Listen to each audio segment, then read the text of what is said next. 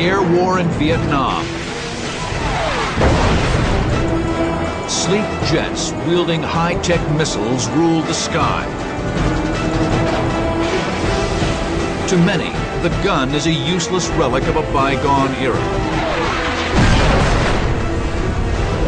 But they couldn't be more wrong. Brutal air combat over Southeast Asia proves pilots still need to put lead on target to survive.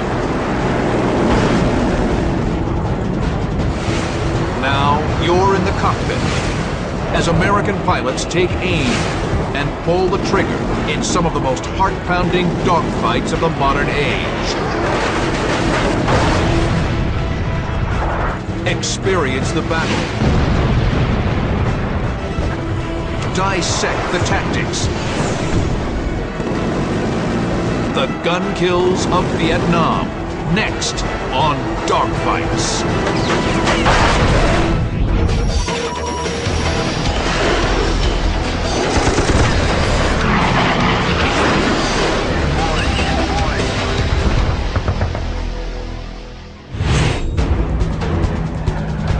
June 20th, 1965. The dawn of the air war in Vietnam. 4 prop-driven A-1 Sky Raiders launched from the carrier Midway droned into hostile skies. They're flying in support of a rescue operation. There was an Air Force pilot who was down in far northwest North Vietnam, and they really wanted to make an effort to get him out. The lumbering Sky Raiders are not there to dogfight. Their mission? Use their powerful 20mm cannons to ward off enemy ground troops. But little do they know, they're on a rendezvous with history. The first air-to-air gun kill of the Vietnam War. Lieutenant Clinton Johnson flies number 3, Element Lead. His radio is damaged. He can't communicate with flight leader Ed Greathouse. Miles from their mission objective, the lead element unexpectedly snaps over and dives for the deck. Johnson wings over and follows. He's missed something big. I noticed we're getting steeper and steeper, and we were reversing course, and I thought, well, we're not anywhere near the pilot yet. I wonder what's going on. Johnson instinctively scans the jungle floor for threats. I always had a policy, if the nose was pointing at the ground, the guns were armed, so I armed all my weaponry. Suddenly, a bright streak of yellow outside his canopy. I saw one go by, and I thought, that looks like a SAM, but it's going up to down, and SAMs go down to up. Then I saw another missile go by, and it hit the ground in front of Ed Greathouse, so we're down pretty low by now.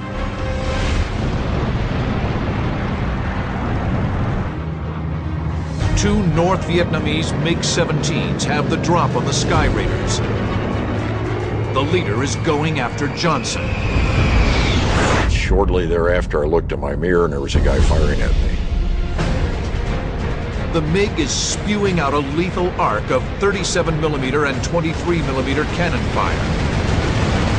I could see the 2 different sizes of tracers going by. The 37s, when they're burning, they're about the size of a tennis ball going by. That's what they look like. The other ones look like fiery golf balls. Clint Johnson has been jumped by an enemy jet with almost every advantage in a dogfight.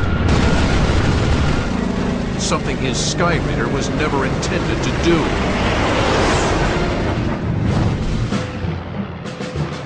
The Douglas A-1 Sky Raider was developed as a dive bomber at the end of World War II. Only its versatility has kept it in service. The Sky Raider's piston engine is far more fuel efficient than a jet. It can stay over target areas for hours at a time, ideal for ground attack and rescue ops. But low and slow means loitering over relentless enemy ground fire. jet guys gave us a lot of grief, being old prop pilots, and that made us more aggressive, I think. We were just a tiny bit wilder. The Sky Raider's chief assets are its guns. It is armed with 4 M3 20mm cannons. Each cannon fires 12 4.5-ounce projectiles every second. A 3-second burst from the 4 guns delivers nearly 150 high-explosive rounds on target. But the Sky Raider's cannons are optimized for its ground attack role. They are not connected to a lead computing gun sight. The Sky Raider is not designed for air-to-air combat, let alone with a premier dogfighter like the Soviet-built MiG-17. The adversary, the MiG-17, was very small, agile, maneuverable, had cannons, 2 different cannons. The MiG-17 is a single-seat fighter, developed in the 1950s, nearly a decade after the Sky Raider.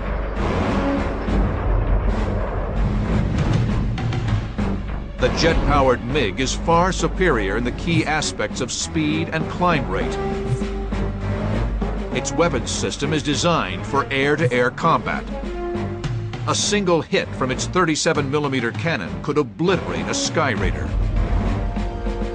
But the Sky Raider has one small advantage. Slower prop-driven aircraft can make much tighter turns than high-speed jets. With MiG-17s hot on Johnson's tail,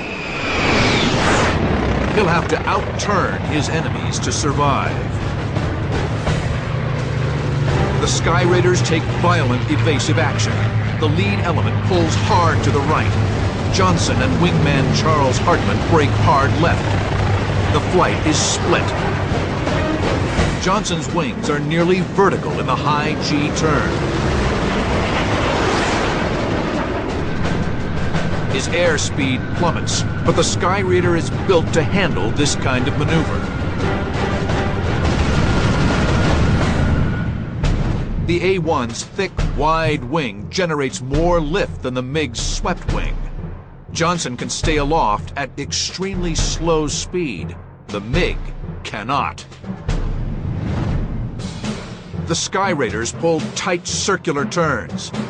The high-speed MiG can only match the turn for a split second before he overshoots, pulls up, and re-engages. Johnson strains to look over his shoulder. The enemy pilot can't get a shot. He would pull inside of our turn, drop his nose and fire, but he couldn't hold it. And you'd see the tracers fall away, and then you'd relax a little, he'd pull harder, and he'd fire again. After several attempts, the frustrated MiG breaks off. Wingman Charles Hartman squeezes off a burst.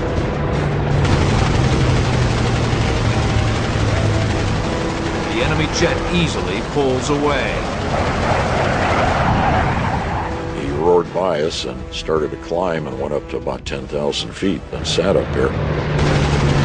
Johnson and Hartman frantically scan the horizon for the other Americans. I figured we'd better rejoin with our flight leader. You know, that was Navy doctrine. You never split the flight if you could help it. They hug the treetops and race around a small hill. Johnson spots the lead element. They're in trouble. Johnson and Hartman are here. A MiG-17 is here, positioned to strike the other Sky Raiders. The enemy jet opens fire. Johnson must act fast to save the other Americans. With no air-to-air missiles, he lashes out with the only weapons he has, his cannons.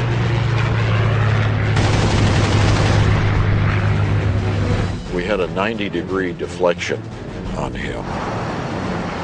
I fired a very short burst. I knew I wasn't going to hit him, but I got his attention.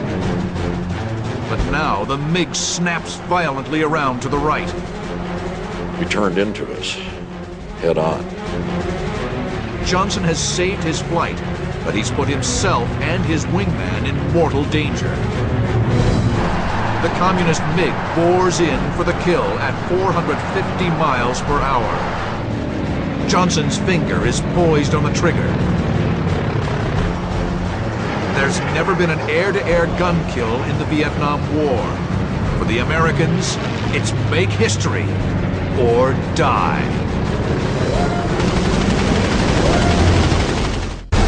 June 20th, 1965. A-1 Skyraider pilots Clint Johnson and Charles Hartman are face-to-face with a fire-breathing MiG-17. The MiG is in perfect attack position. Its best move would be to nose up into the vertical, where it can use its speed advantage to make slashing attacks. But surprisingly, the MiG continues dead ahead, splitting his offensive fire between the two Skyraiders. A split-second head-on pass will decide who lives and who dies. On the Skyraider was a real trigger. It pulled like a regular gun trigger on the stick.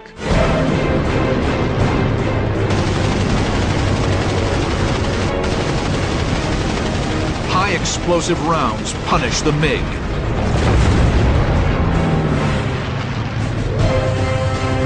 He actually went between Charlie and me. And Charlie was pretty close to me.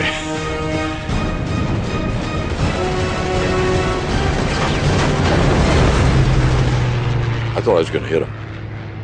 I thought we were going to have a midair. It was close. I felt a thump as I went by him. I had a feeling that maybe the pilot was dead before he hit the ground. No attempt to eject. The Skyraiders have done the impossible. The two outdated piston-driven workhorses have claimed an enemy jet with their guns. The Americans look down at the flaming wreckage in the jungle. Right then, I got my radio back. And Greathouse said, "Are you two idiots still in there?" And he was out by the water by that time almost. And we said, "Yeah, we're still in here." He said, "Well, you got 10 unfriendlies coming your way." Johnson and Hartman make a beeline for the carrier. They will share credit for the historic victory. In an era when long-range air-to-air missiles were supposed to reign supreme, the Skyraider pilots proved that the lowly gun can still make the critical difference in a dogfight.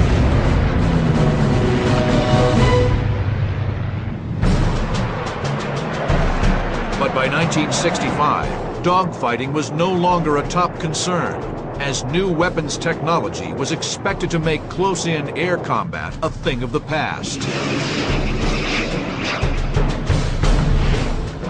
Aircraft weapons have evolved from World War I, where there was a single or two nose-mounted machine guns on a biplane fighter, to World War II, where a mix of weapons were placed both in the nose and wing of the fighter aircraft.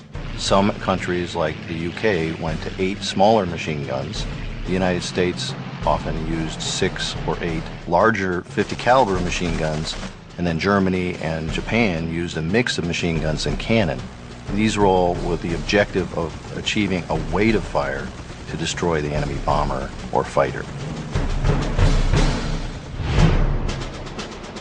As aircraft modernized and grew more rugged, it became clear that 50 caliber machine guns lacked critical stopping power. The shift began toward larger aircraft guns with calibers above 15 millimeter, classified as cannons.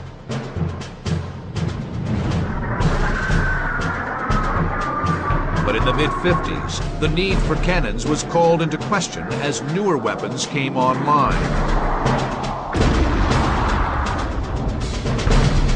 technology advanced significantly, and many fighters were now carrying missiles and radars.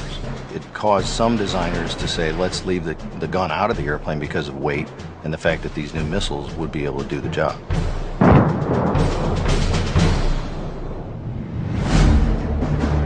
Introduced in 1960, the supersonic F-4 Phantom quickly became the frontline fighter of the United States Navy and Air Force.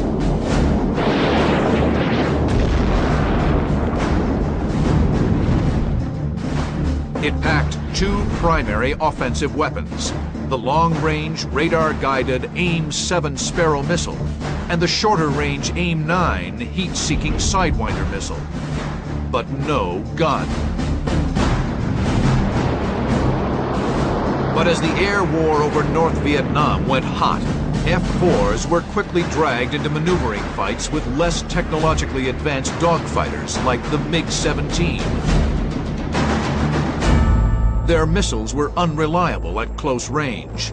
For close-in dogfighting, the F-4 Phantom needed a gun. In terms of air-to-air combat, it would be nice, just like land combat, to be able to have a rifle, a pistol, and a knife, i.e.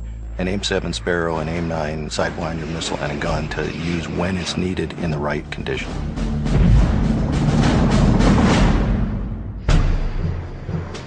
After months of debate, in May of 1967, Air Force top brass decides to add a gun to the Phantom. Not a moment too soon. May 22nd, 1967. Lieutenant Colonel Robert Titus leads a flight of F-4 Phantoms on an escort mission over North Vietnam. These are among the first gun-equipped Phantoms, escorting 16 F-105 fighter bombers to their target, a supply depot near Hanoi. It's a stretch of sky teeming with MiGs.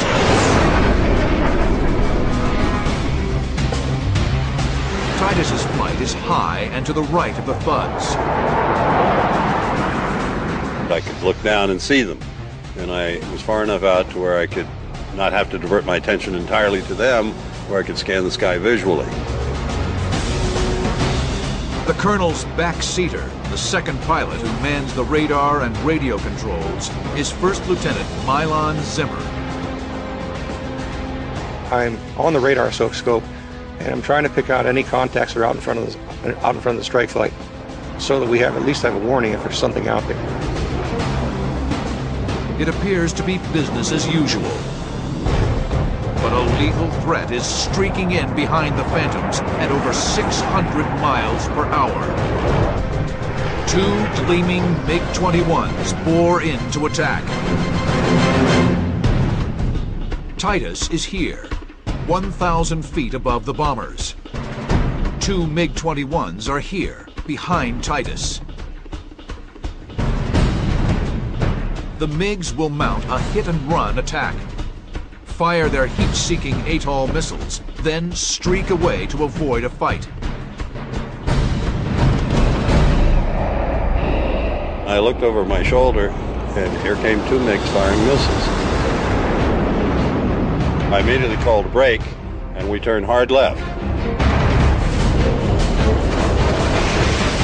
The enemy missiles fail to guide and dart past. The MiGs firewall the throttle and zoom climb. Titus banks right and kicks in full afterburner. I felt bloodlust.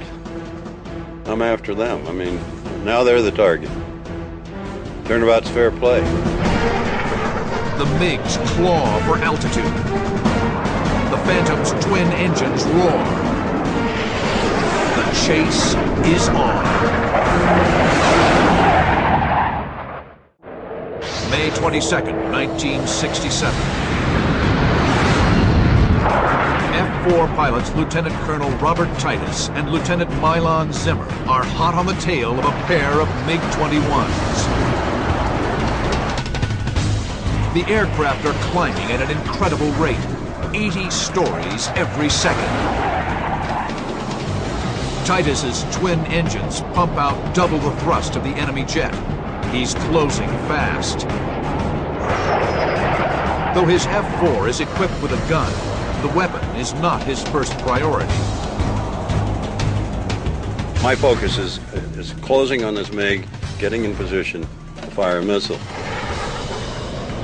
In the back seat of the F-4, Zimmer works the radar controls furiously, trying to get a radar lock for a Sparrow missile shot. In the front seat, Titus waits to get good tone for the heat-seeking Sidewinder. Bob gets a good growl on the AIM-9 missile. It's, I mean, a real loud growl. Fires the missile.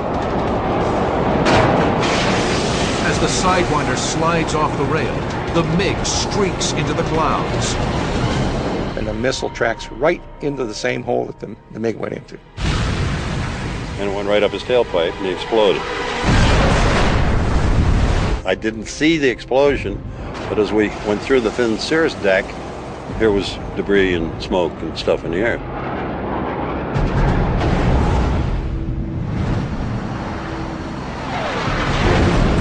One MiG down, one to go.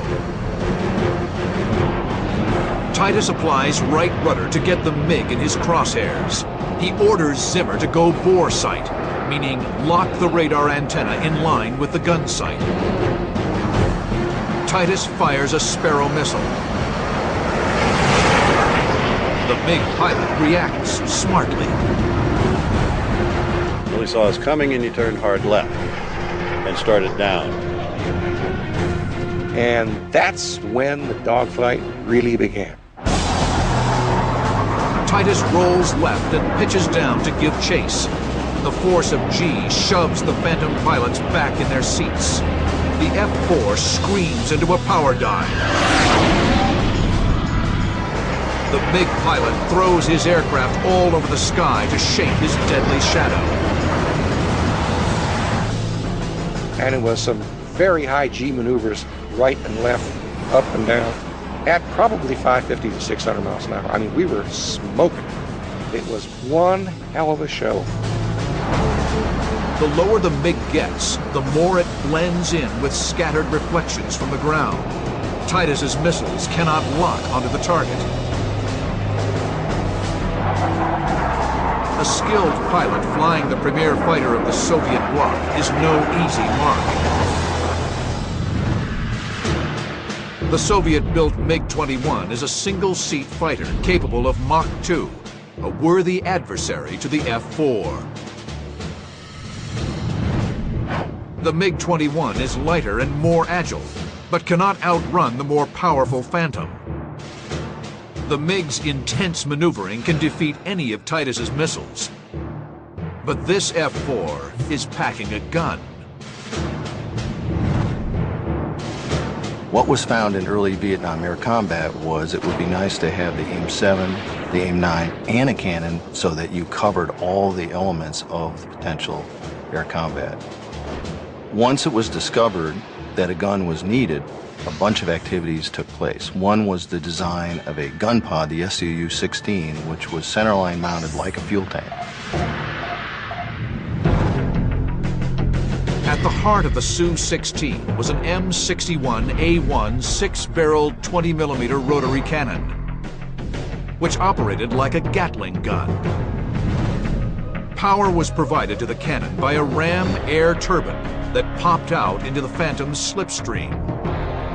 As the turbine rotated, an electric current was generated sufficient to spin the barrels. The cannon was capable of an astonishing rate of fire, over 6,000 rounds per minute.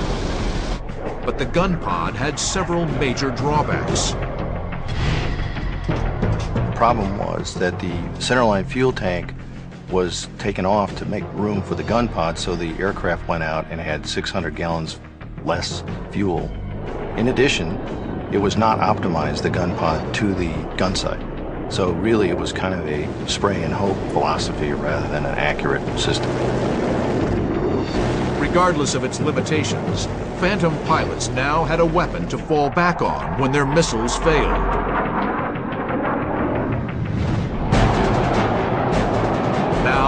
Bob Titus flips the master arm switch for his M61A1 cannon.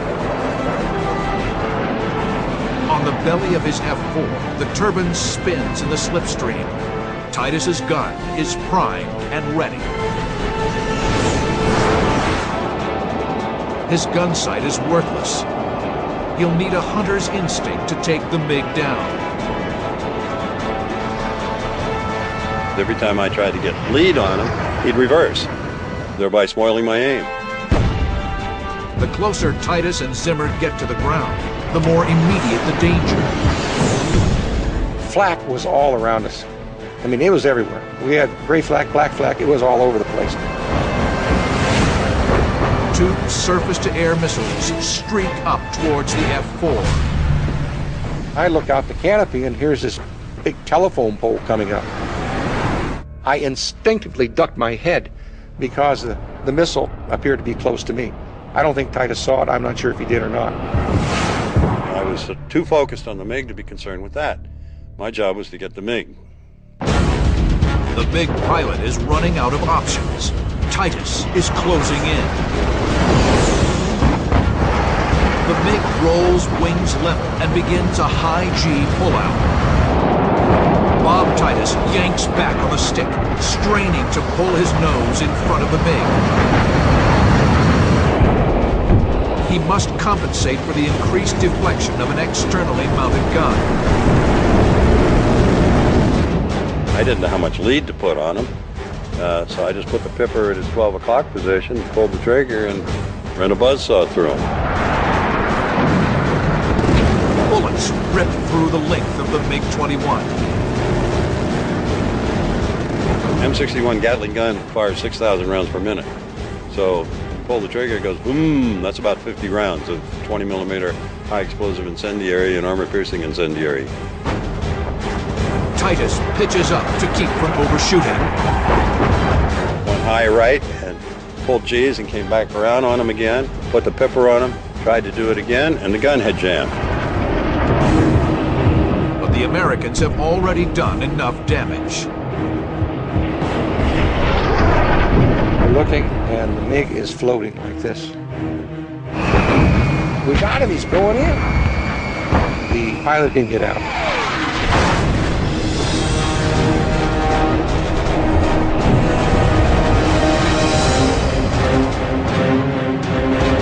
Robert Titus and Milan Zimmer have just killed 2 MiGs in a single air battle.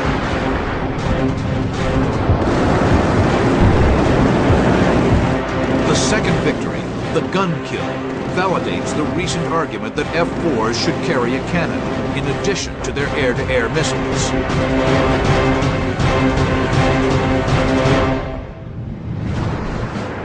Over the next few months, F-4 Phantoms arriving in service in Vietnam have new, updated gun pods. The Su-23 gun pod was an improved follow-on to the Su-16. During combat testing of the Su-16, pilots found that at low speeds, the ram air turbine that powered the cannon failed to produce enough energy to spin the barrels. The new Su-23 featured a more reliable, self-powered cannon and a lead computing gun sight. Having a reliable gun meant that Phantom pilots could be more aggressive in engaging the enemy. Captain D. Simmons is one such pilot, and on November 6, 1967, he'll prove that an aggressive F-4 pilot armed with a gun is a lethal combination.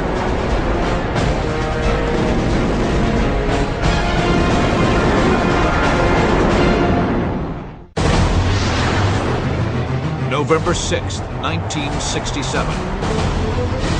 Air Force Captain Darrell D. Simmons with backseater Captain George McKinney leads Sapphire Flight. It's one of 2 flights of F-4s escorting an F-105 fighter-bomber force to their targets in North Vietnam. Simmons is perched above the bombers, scanning the sky for enemy threats. His radio crackles to life with a warning from radar control. Two flights of MiG-17s about 30 miles south of you, and the MiG-21s are about 250 at 30. Roger.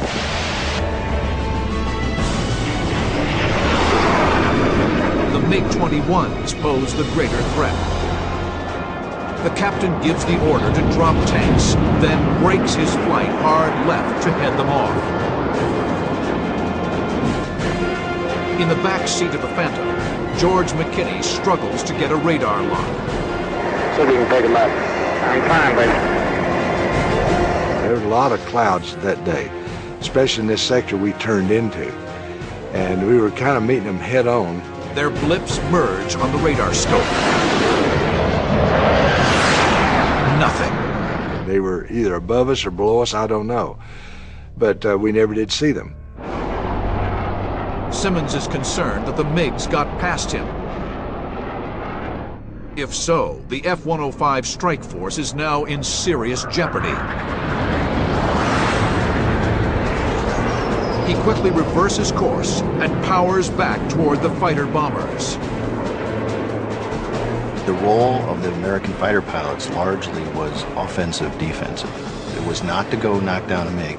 It was like shepherds to protect the strike force and dissuade the MiGs from becoming involved. The F-4s never spot the MiG-21s. But their diversion has opened the door for a marauding MiG-17. I told D 11 o'clock low, and he looks and says, "Those are thuds." At which time I say, "D, the last one's not, he's shooting." And he says, "Oh yeah, tally ho." Simmons is here at 5,000 feet. A single MiG-17 is here, 2,000 feet below Simmons, attacking the thuds. Simmons has only seconds to take the MiG out, or a bomber will be lost. He'll perform a high-G diving turn to position himself behind the MiG. The captain yanks the stick in tight, slams the throttles to full burner, and boots left rudder. His Phantom dives into a 135-degree slicing turn.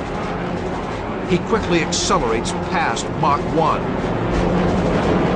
You're determined. You're either going to get him or you're going to ram him. I think that's kind of the attitude that I took. Just aggressive feel comes all over you. You're going to attack with everything you've got. His number one mission in life is to get that MiG off of the tail of that 105. Simmons levels out about 1.5 miles behind the MiG. At this range, Simmons' best option would be a heat-seeking Sidewinder missile. But with a flight of thuds in front of the MiG, it's too risky to push the button. His missile doesn't know the difference between a friendly heat source and a foe's. So I decided right then to use the gun.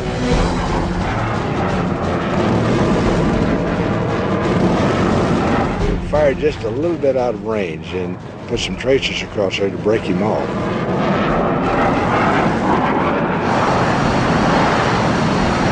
The MiG spots the tracers and brakes hard left. It seemed to me that the MiG stopped his nose on one molecule of air and just it turned right around. At this point, Simmons has two options. A less experienced pilot could have tried to match that MiG's turn in the same plane, which was not possible with the F-4, meaning he would have overshot. The MiG could then have turned back into us and shot us.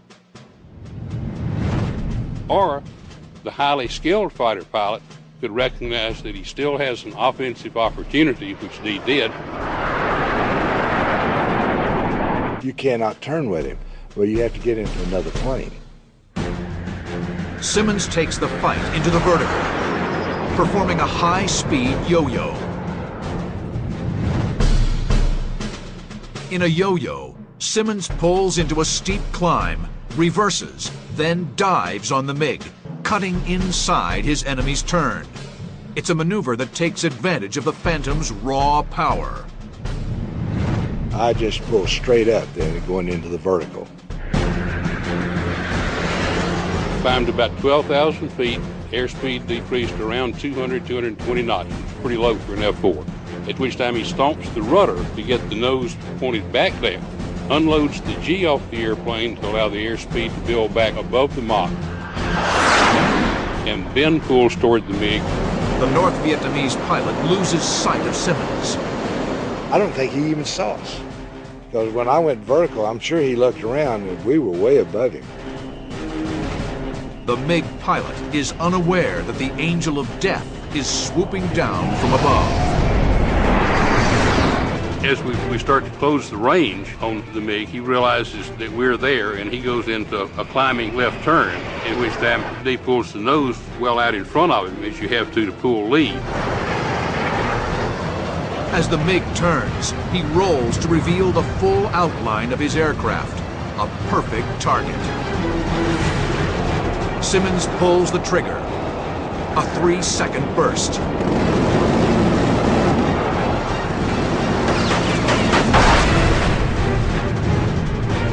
Nearly 60 pounds of high explosive incendiary ammunition devastate the rear half of the MiG-17. Then I was able to look down and see the pieces coming off the airplane, the smoke coming out of the airplane.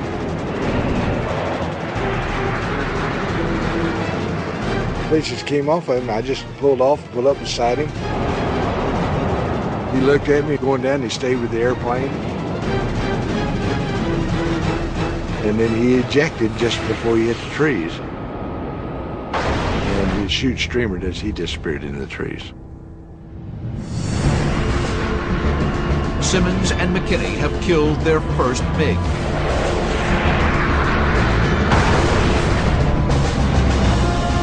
More importantly, the F-105 strike force hits its target objective and returns home safely. The mission is a complete success. Simmons and McKinney link up with the rest of Sapphire Flight and head back toward the Gulf of Tonkin. But mere seconds into their egress, backseater McKinney spots a silver flash. And just looking around, I looked down there and couldn't believe my eyes. There is another MiG-17 right down there on the treetops, headed back to the west. No Phantom crew has ever scored 2 gun kills in a single engagement. Simmons and McKinney saddle up to make history.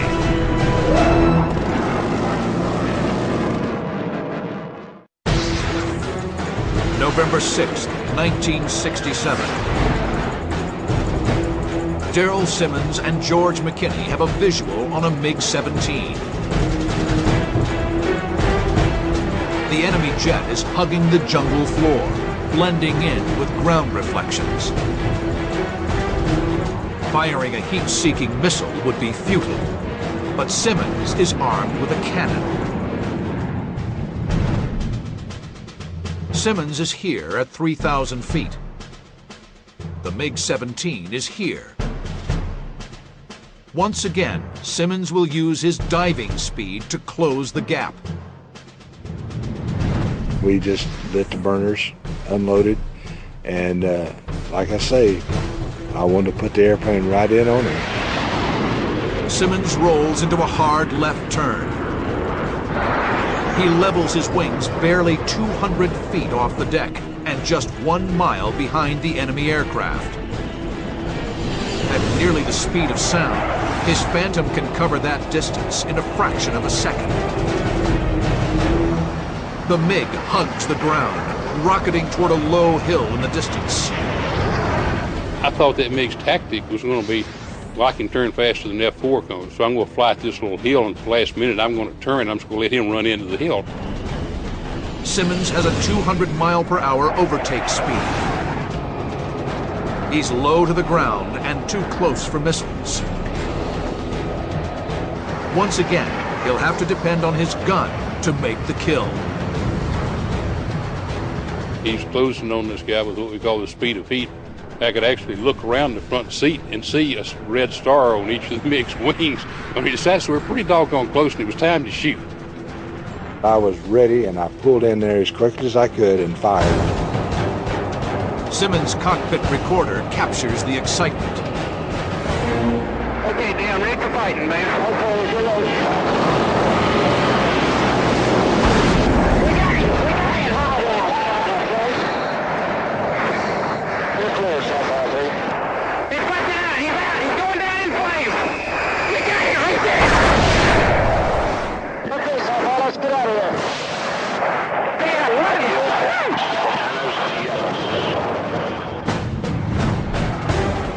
I am convinced that the first high explosive round went through the MiG's fuel tank, because at that point he turns into this great black-orange explosion in the sky.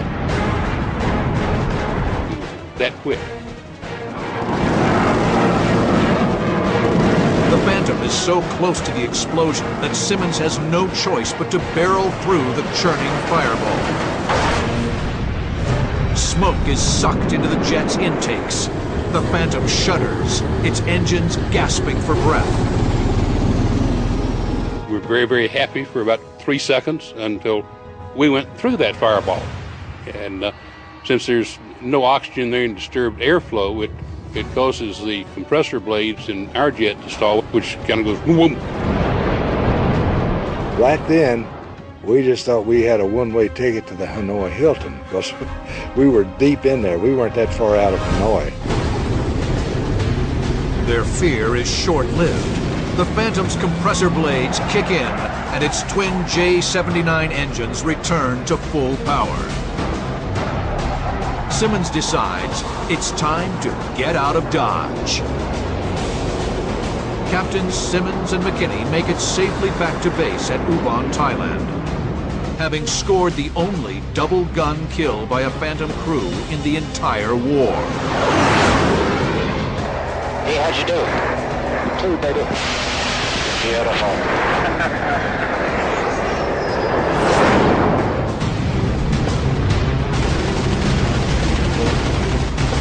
Throughout the course of the Vietnam War, over 24 MiGs met their demise as a result of 20mm air-to-air cannon fire.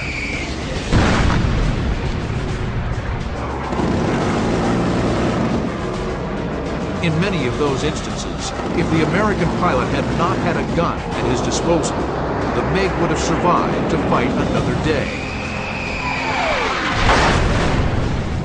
It's definitely, as proven through all the wars, the most effective air-to-air weapon is that gun that you can point at the enemy, and if you point it correctly and pull the right lead, it's extremely lethal.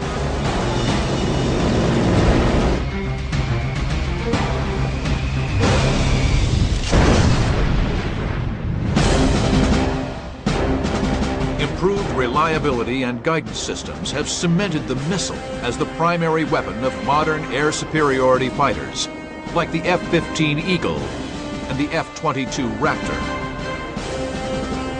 But the lessons of Vietnam have not been lost. Even these advanced fighters are equipped with internal cannons.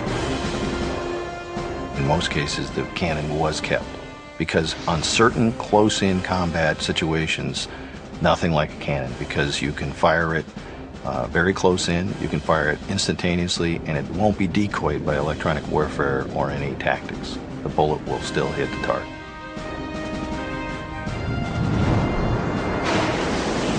Technology, no matter how advanced, is prone to fail. When it does, the score will be settled up close and personal with guns.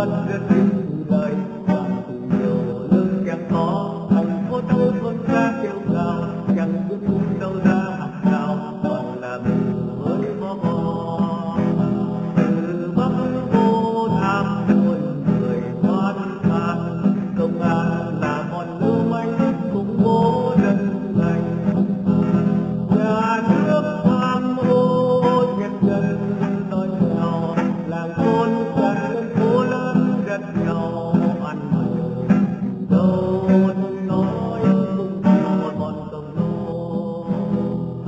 đâu nên nói cũng một bọn tổng nô.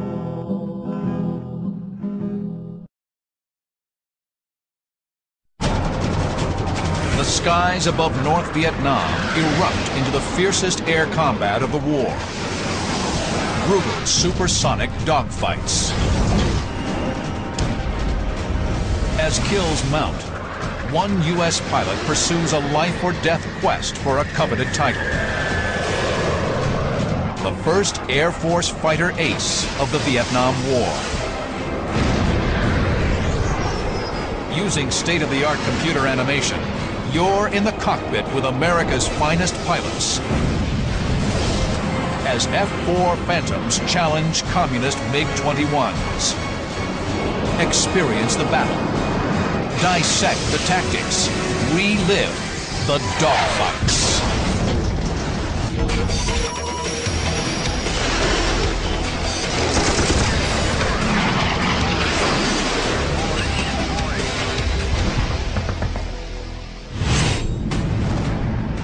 April 16, 1972. American combat forces have been committed to the fight in Vietnam for 8 years. Today, 4 U.S. Air Force F-4 Phantoms, call sign Basco, orbit 18,000 feet above Laos. The Phantoms are waiting to escort B-52 bombers into the heart of North Vietnam in a dramatic escalation of the air war. But there's been a mix-up. The B-52s are still on the ground, and the Phantoms are burning fuel at a rate of 150 pounds per minute. To reduce drag, Flight Leader Fred Olmsted orders the Phantoms to jettison their empty centerline fuel tanks. Still, the reduced weight won't buy enough time. Phantom pilots know that there is nothing that you can do in a Phantom to save that big, beautiful aircraft and burn all the fuel you got. We had to make a decision. Olmsted has 2 choices. Wait for the B-52s and risk running out of fuel, or use their fuel for the flight's secondary mission, hunting for North Vietnamese MiGs. Olmsted chooses the MiGs, the Blue Bandits.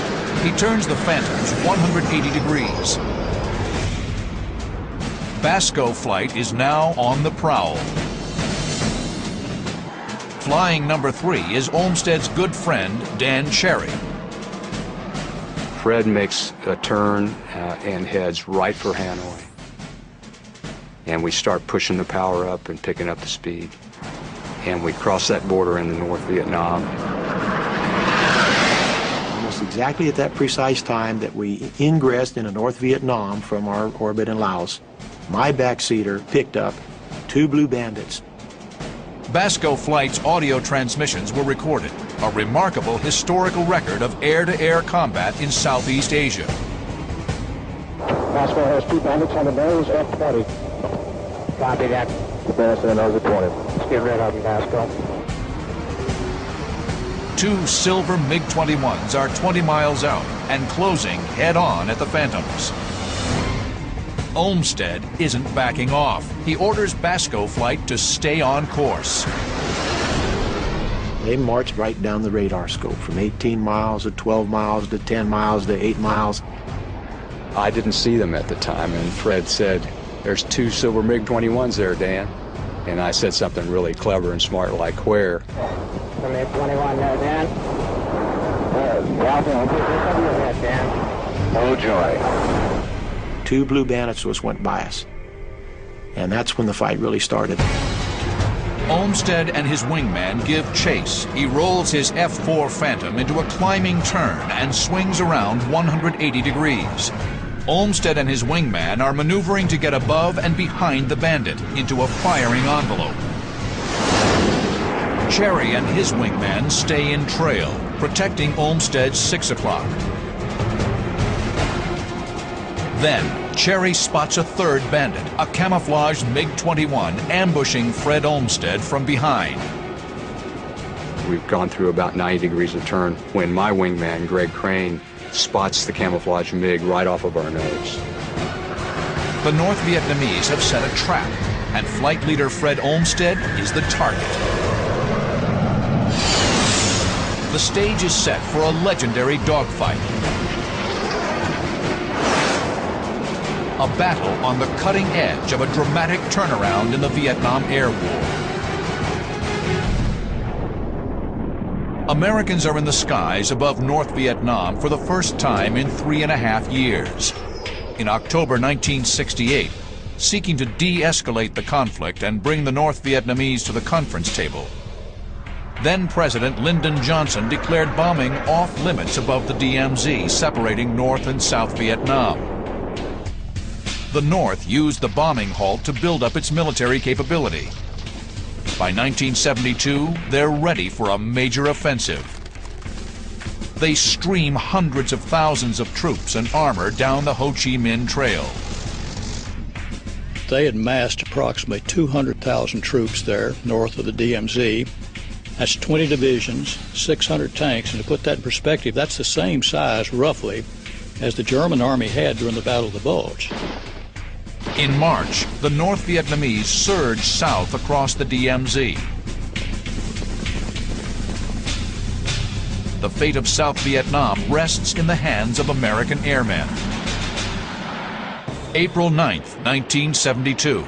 For the first time in the Vietnam conflict, American B-52 bombers cross the DMZ into the north. They pound supply lines and troop concentrations, feeding the communists' advance. The gloves are coming off. In addition to dropping bombs, F-4 pilots have another mission: protect lumbering B-52s from enemy MiGs. I do remember the warning that was issued by the Chief of Staff, and he said something to the effect that if any of you hotshot F-4 drivers let a B-52 get shot down by a MiG, you won't even be able to drive a taxi cab anyplace. To American airmen, the most dangerous aerial threat is the MiG-21. First introduced in 1956, the MiG-21, like its MiG-15 and MiG-17 predecessors, is renowned for its speed and agility. But unlike its swept-wing predecessors, the MiG-21 employed a triangular delta wing, an attractive design for a supersonic fighter, combining low drag and structural weight with excellent supersonic maneuverability. It was a Formula One racer, if you want to think of it that way.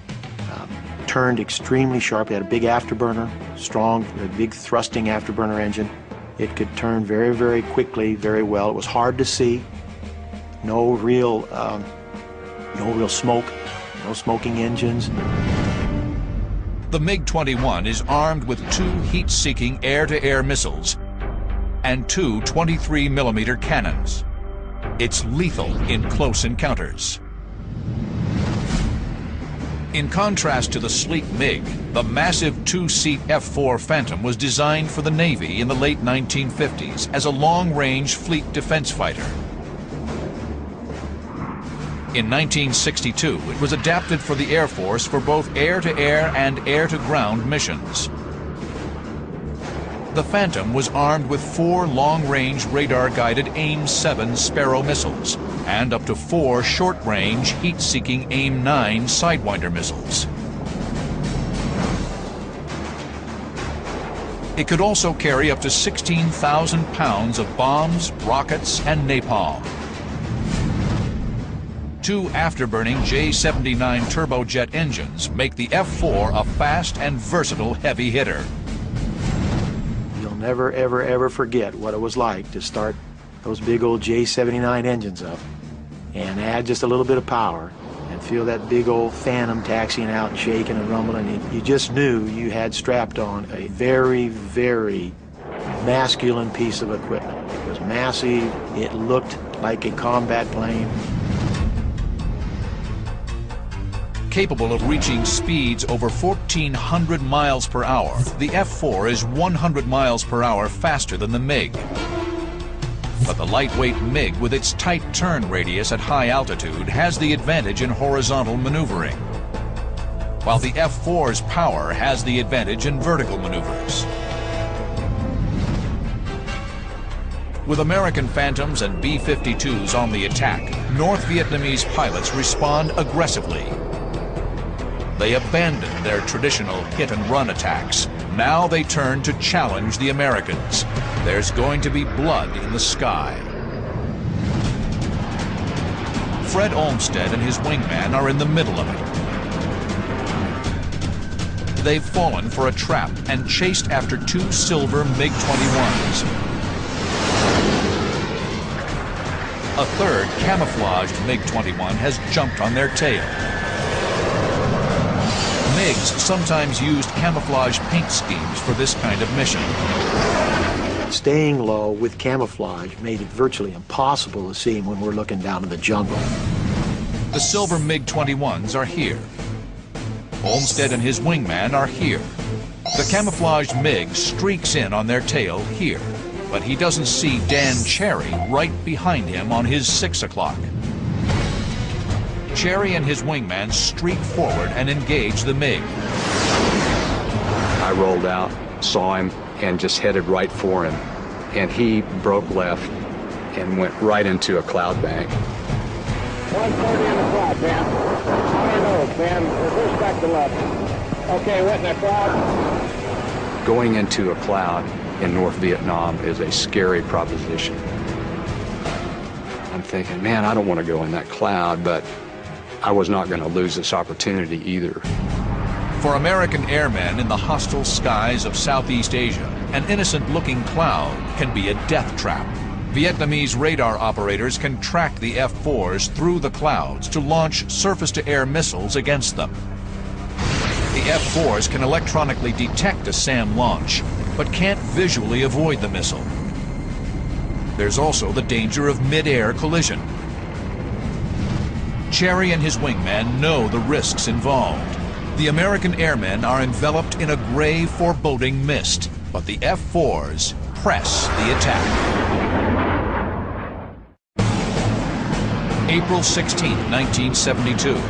American airmen are in the skies of North Vietnam for the first time in 4 years. Dan Cherry and his wingman Baby Beef Crane have chased a MiG into the clouds.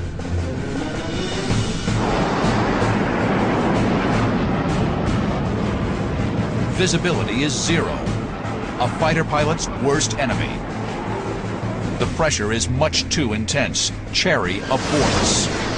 I couldn't stand it any longer, and I said, I'm not staying in this cloud any longer, MiG or no MiG. So I'd look all around, and my wingman confirmed his position. So the feeling then was, we've lost this guy. Suddenly, Baby Beef calls out. MiG, 2 o'clock, 4,000 feet above, climbing right turn. It's a lucky break. The MiG bursts through the cloud bank right in front of him. We're right behind him now. We're right behind him. We're right behind him. Cherry peers skyward. The MiG has lost speed in his climb. He's directly in Cherry's killing zone. Cherry pitches his nose up, trying to gain a missile mark. His first MiG kill is right in front of him. Things seemed to slow down in their motion to where everything became really clear. Cherry gets good tone. The infrared seeker head of the AIM-9 Sidewinder growls in the pilot's headset when it gets a lock on. Cherry strains to see the missile track. Nothing. He quickly launches a second Sidewinder. Again, no missile track. The missiles have launched, but Cherry doesn't know it. The MiG's high G turn has defeated the missile's seeker head. I'm really angry. I mean, here's my whole life. I've never seen a MiG this close before. And I have this opportunity to get this guy, and I've got an airplane that's not going to work.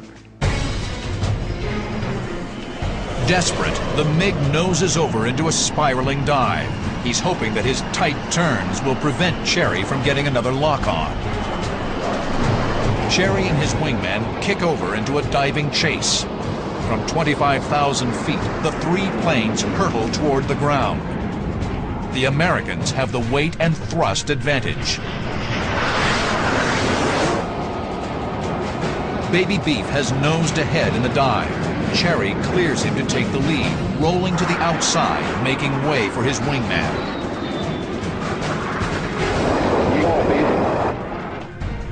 Beef can't use a heat-seeking Sidewinder. The MiG's turning too tight. He knows it can't lock in a high G turn. He fires a radar-guided Sparrow. Something's wrong.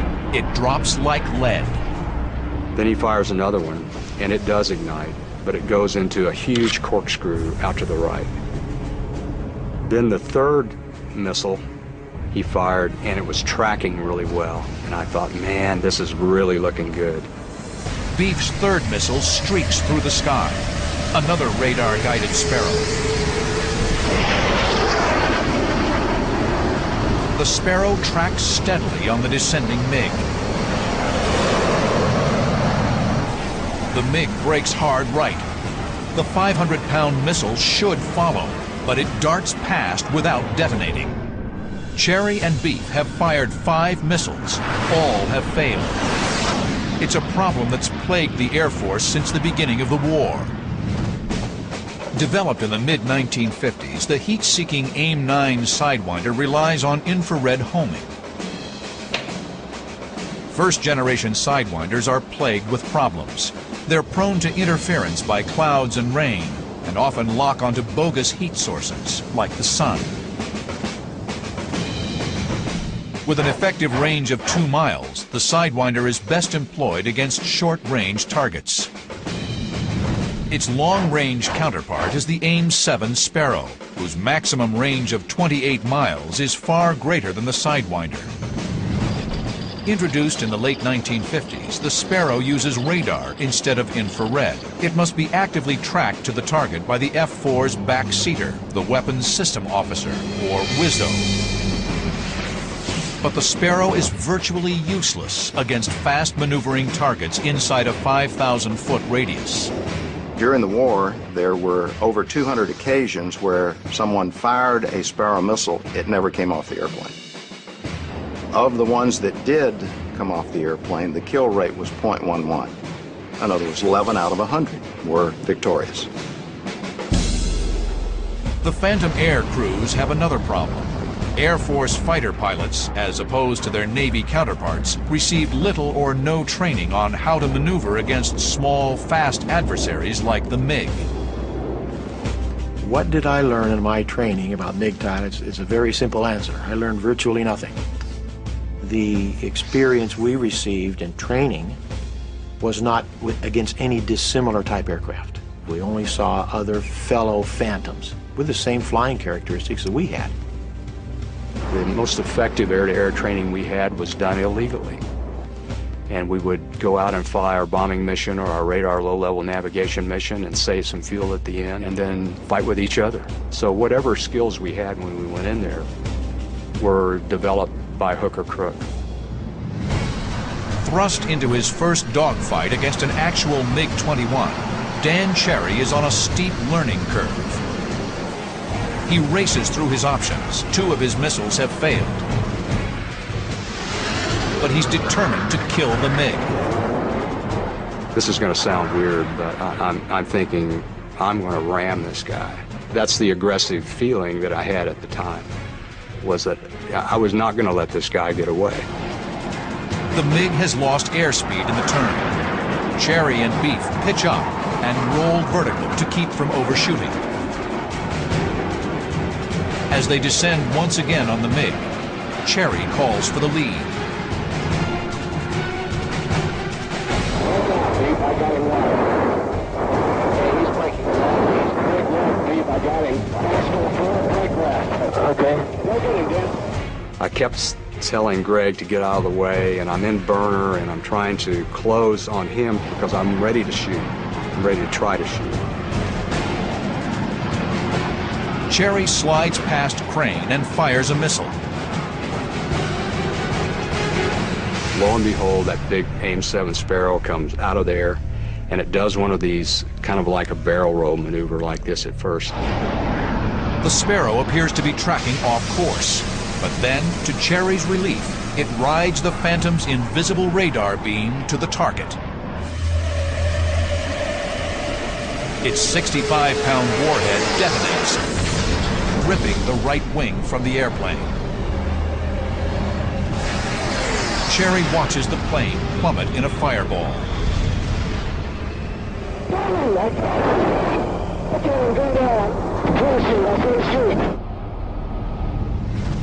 From the flames, the MiG pilot miraculously appears underneath his parachute. Cherry roars past his vanquished opponent. I made a little jink with the airplane to miss the MiG pilot and his parachute. We went up by him, well within 500 feet of him. And I remember clearly his legs sticking out straight like this, and the black flying suit he was wearing, the black flying suit on. Dan Cherry has killed his first MiG. Roger, understand you got a kill on Roger.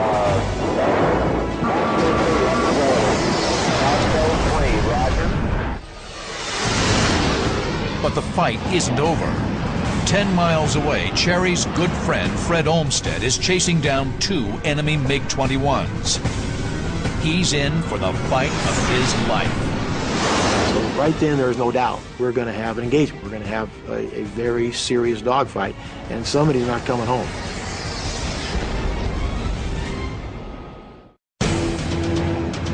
April 16, 1972. F-4 Phantoms are dueling communist MiGs in the most intense dogfights of the air war.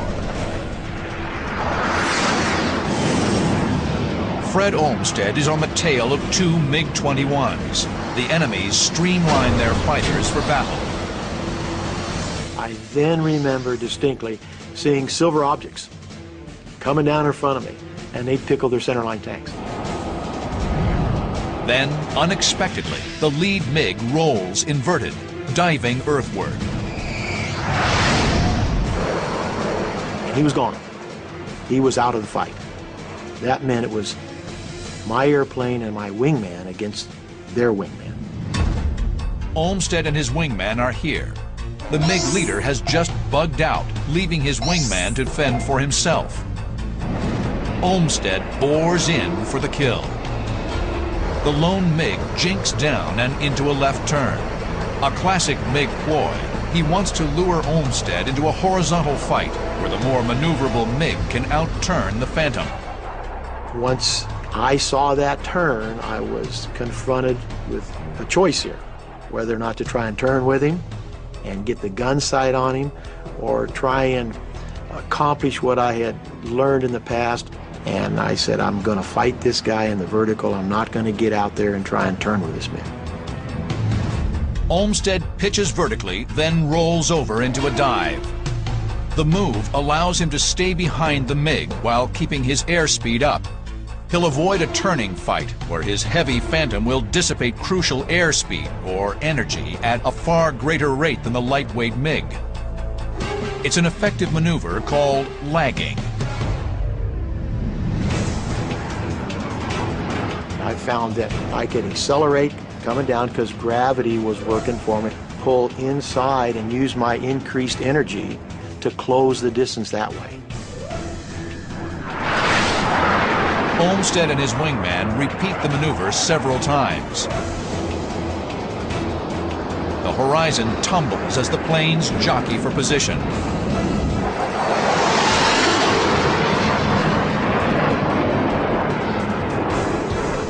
Losing sight of his attacker, the MiG reverses his turn to reacquire visual contact. But the reversal slows him down and allows Olmsted to close within missile range. Olmsted's radar-guided AIM-7 Sparrow gains lock. Olmsted fires. The missile streaks toward the MiG at twice the speed of sound and plows through the MiG's right wing. Incredibly, the MiG keeps flying.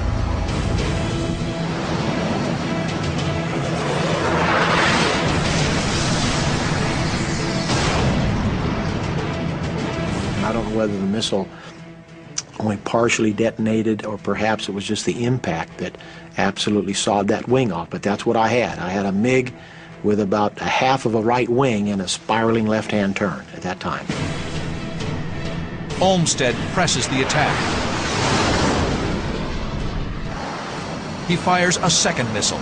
It doesn't track.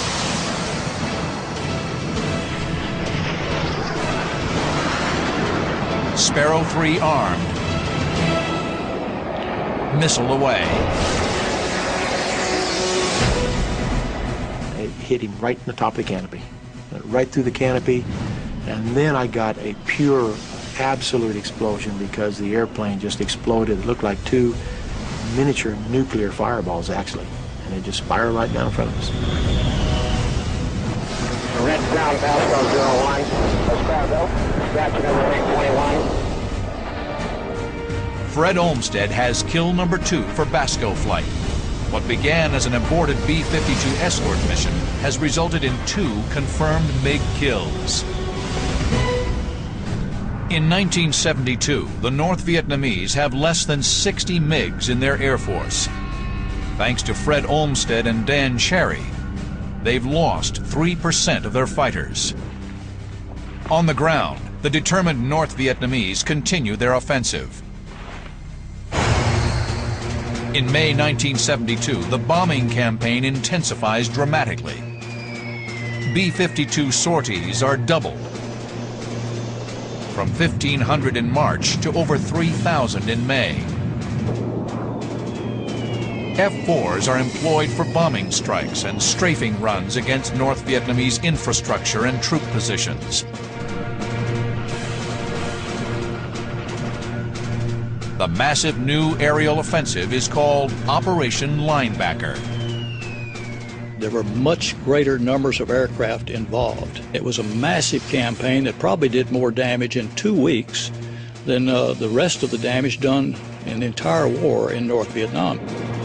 The strategic objective is to both blunt the North Vietnamese advance and to bring them back to the negotiating table in Paris. There's a renewed sense of purpose among the American airmen, including Captain Steve Ritchie. After graduating number 1 in his flight training class, Ritchie served his first tour in Southeast Asia in 1968. He then returned to the States, where he became one of the youngest flight instructors in Air Force history. In 1972, he returns to Vietnam.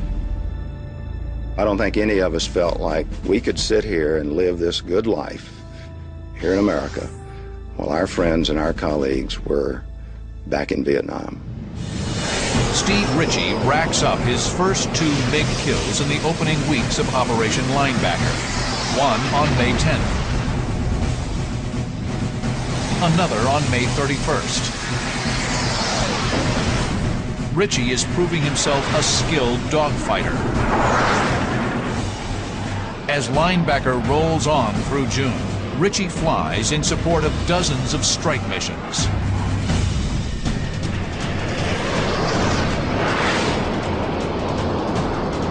July 8, 1972. On routine combat air patrol, Ritchie will tangle with a flight of lethal MiG-21s and plunge into one of the most astounding dogfights of the Vietnam War.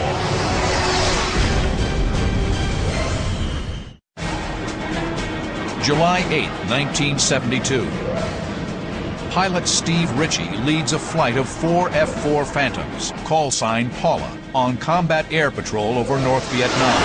As part of Operation Linebacker, the war's biggest bombing campaign, their mission is to protect B-52s from MiGs. On this mission, the Americans are able to tap into the enemy's command and control network, an intelligence coup that's driving the success of Linebacker.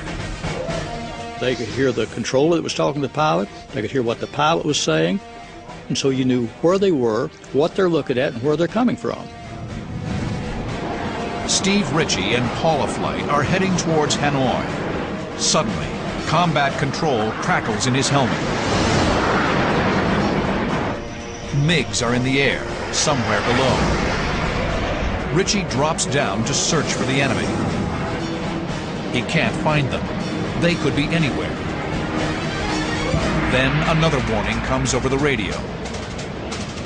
I got a call indicating that they had us in sight and they were cleared to fire. And that information at best was about 40 to 60 seconds old. And we had no visual. So that gets your attention. If he stays straight and level, he's a sitting duck. Ritchie takes evasive action by making a hard right turn. The radio calls out another warning. This one is ominous. 2 MiGs, 2 miles to the north. The MiGs are on Ritchie's 6, the killing zone, but he still can't see them. Ritchie's best choice is to turn directly into his attacker and try to get a visual. He banks left, stays in the turn, and swings 180 degrees head-on against the unseen enemy. His head swivels in the cockpit, scanning the sky. Visible for a fraction of a second, a MiG-21 flashes by at 600 miles per hour. We passed canopy to canopy about 1,000 feet from each other, doing about 600 miles an hour each, closing at about 1,200 miles an hour. Just subsonic. I could actually see the pilot in the cockpit. The pilots of the North Vietnamese Air Force were trained by the Russians and Chinese. Their skill level varied widely. Throughout the war, it was strongly suspected that volunteers from North Korea, China, and the Soviet Union were in the cockpits of some communist planes. Ritchie knows there's another MiG in the air. They've split up, setting a trap for him. The first MiG has streaked past Ritchie. If he turns to follow, the second MiG will be on his 6, but Ritchie doesn't bite. He drops altitude and waits for the second MiG to show his hand. And he does. Now Ritchie makes his move. He pulls into a hard left turn. 6.5 Gs plaster him into his seat. He strains to keep an eye on the second MiG. The MiG banks right, an unorthodox move. I was very surprised about halfway through this turn, after losing sight during the turn, to see the number 2 MiG in a right turn level and high. Most of us who fly fighter airplanes prefer to turn left and right. We prefer a left traffic pattern to a right traffic pattern. It's more comfortable to do this than it is this. The two planes are now angling towards each other in what pilots refer to as the high crossing position. In order for his missile to get a lock, Ritchie needs to get behind the MiG. He rolls to the inside, causing the MiG to shoot past him. Ritchie's now on the MiG's tail. It's a brilliant move. Ritchie pulls hard right out of the roll and gets a radar lock. It then takes 4 seconds for the radar to feed the information to the missile. 1001, 1002, 1003, 1004, which is a long time. Squeeze the trigger. Nothing happens. It's another 1.5 seconds until the missile comes off the radar. Ritchie commits a second missile. Pilots often ripple-fired the Sparrow because of its failure rate. First missile went through the center of the fuselage of the MiG. Second missile went through the fireball. The explosion sends a wall of debris hurtling through the air. Ritchie's headed right for it. He rolls up to steer clear. It's too late. Debris punches into his left wing, gouging the skin. Ritchie clutches the stick. The big Phantom shrugs off the insult. Ritchie firewalls the throttle. The fight's still on. His number 4, Tommy Fiesel, is in trouble. He's got a MiG on his 6 o'clock. Ritchie is here. Tommy Fiesel is here. He's in a tight circling turn with a MiG-21 on his tail. The MiG's tight turning radius will eventually put him in a position to shoot down Paula 4. Ritchie sizes up the situation. He's going fast. If he engages too soon, he'll overshoot.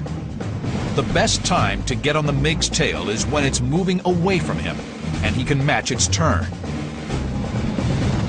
Ritchie's number 4 and the MiG-21 pass in front. It's time. Ritchie pounces. The MiG-21 is now predator and prey. The MiG pilot sees Ritchie. He aborts the chase, brakes hard and down. Put the MiG in the gun sight, auto lock with the trigger on the left throttle. Immediate lock on, 1001, 1002, 1003, 1004. Squeeze the trigger. The 12-foot-long Sparrow blazes off the Phantom. At 1,200 miles an hour, the Sparrow rocks to the right, and then, like a spear, it buries itself deep in the MiG's belly.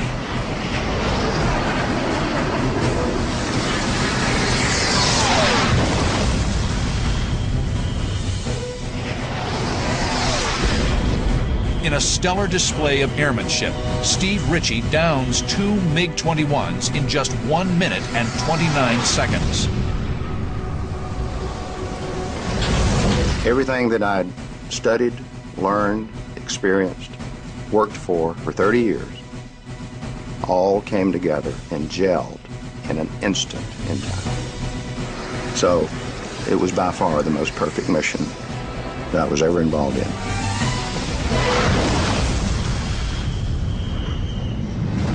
Paula flight rejoins and heads for home. Udorn, Thailand. When they arrive, the celebration begins. I actually flew a couple of victory rolls over the field, which is kind of traditional.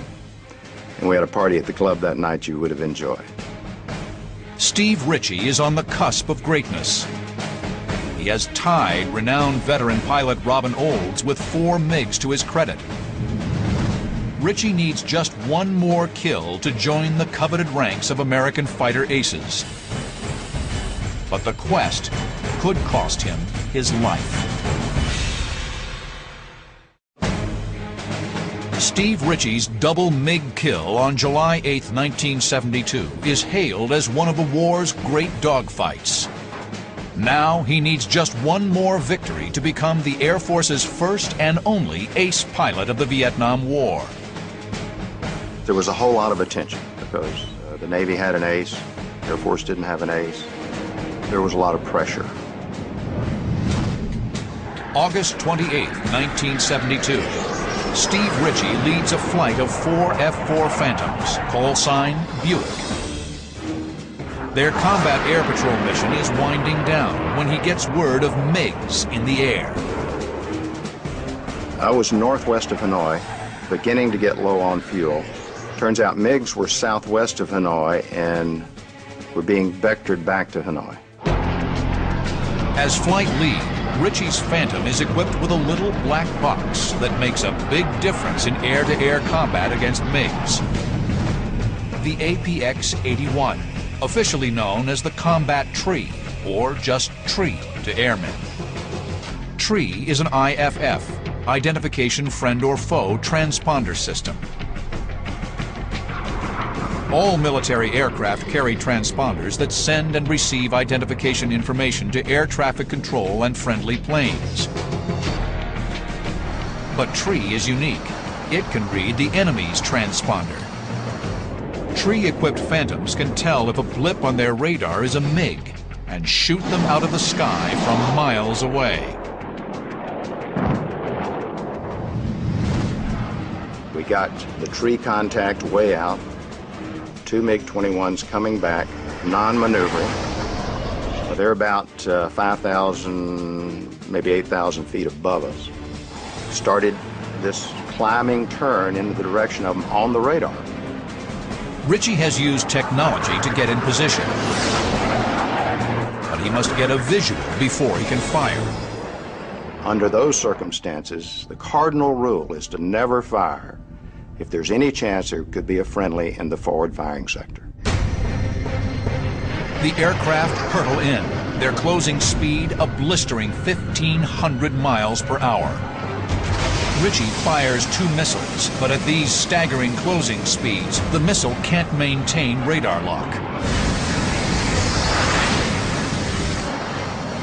They streak away harmlessly. The MiGs take no evasive action. They're focused on reaching the sanctuary of Hanoi's anti-aircraft defenses. Ritchie must make his kill soon. The MiGs roar head-on past the climbing F-4s. Ritchie orders a left brake. They swing around 180 degrees and zero in on the MiG's tail. I'm now supersonic, doing about 1.2 Mach. They're still subsonic.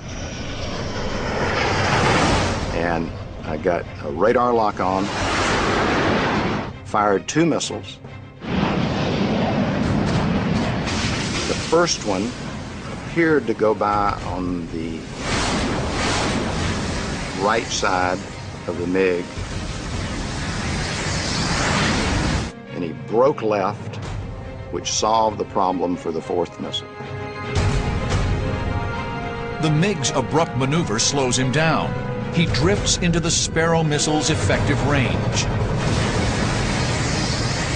The missile's warhead detonates on impact. Steve Ritchie becomes the first and only Air Force ace of the Vietnam War. The number 2 MiG in that flight of 2 did a wave down to the ground, and I elected not to try to go after that MiG due to fuel. And, you know, I've debated that in my mind many, many times over the years, whether or not we should have tried that. Ritchie and Buick flight head south for friendly airspace as word reaches the airbase at Udorn, Thailand. The Air Force now has an ace. We came in and actually did a little air show over the field. In this rarely seen interview, Steve Ritchie recounts the mission. Picked them up high at 11 o'clock on almost a head-on pad, and from there maneuvered into 6 o'clock and fired a few missiles and was lucky enough to get a kill. Operation Linebacker thunders on. The Paris peace talks resume in late August. The devastating air assault has taken a heavy toll on North Vietnamese transportation, oil supplies, and power generation. The North Vietnamese simply did not think we had the will, or our president had the will, to bring the force of our attack air down upon them. Miscalculated. On October 22nd, North Vietnamese concessions in Paris lead to a cessation of bombing strikes over the 20th parallel, but the talks break down again 2 months later. On December 14th, President Nixon sends Hanoi an ultimatum. Come back to the negotiating table within 72 hours, or the bombing resumes. There's no response from Hanoi. On December 18th, Operation Linebacker 2 commences, and B-52s head north. 200 B-52s, half the Strategic Air Command, are committed to the fight. By December 29th, the big bombers have flown 729 sorties and dropped over 15,000 tons of bombs. The North Vietnamese return to the negotiations, and on January 23, 1973, a peace agreement is signed. Thanks in part to Phantom pilots, the war in Vietnam had finally ended. American airmen downed 193 MiGs in air-to-air combat against a loss of 89 of their own. Those of us out on the point of the spear, so to speak, very much rely on each other to get this job done and to survive. So we develop a very, very unusual bond with each other. We had a mission We worked the details of the plan ahead of time, and we executed it to perfection. And then to have the added bonus of a couple of MiG kills as well is pretty neat experience. Being a MiG killer is a life-shaping event, I would say.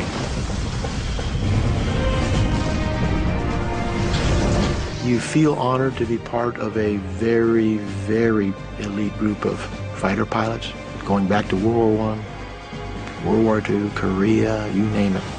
And the men that can claim to have won aerial victories and dogfights, an illustrious group.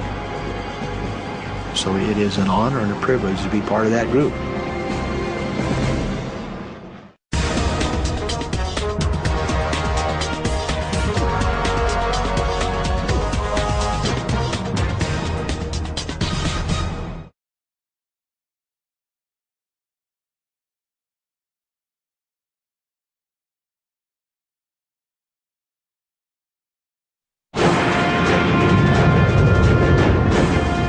On Yankee Station, pilots of the USS Midway launch into the skies of Southeast Asia.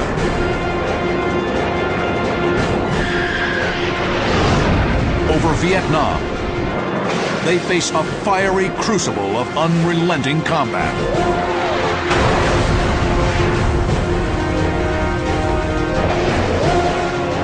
The men of this remarkable carrier will make history, scoring the first and last MiG kill of the war. Now, using state-of-the-art computer animation, you're in the cockpit as pilots of the Midway go head-to-head against skilled and determined foes. Experience the battle. Dissect the tactics. Relive the dogfights with the MiG killers of Midway.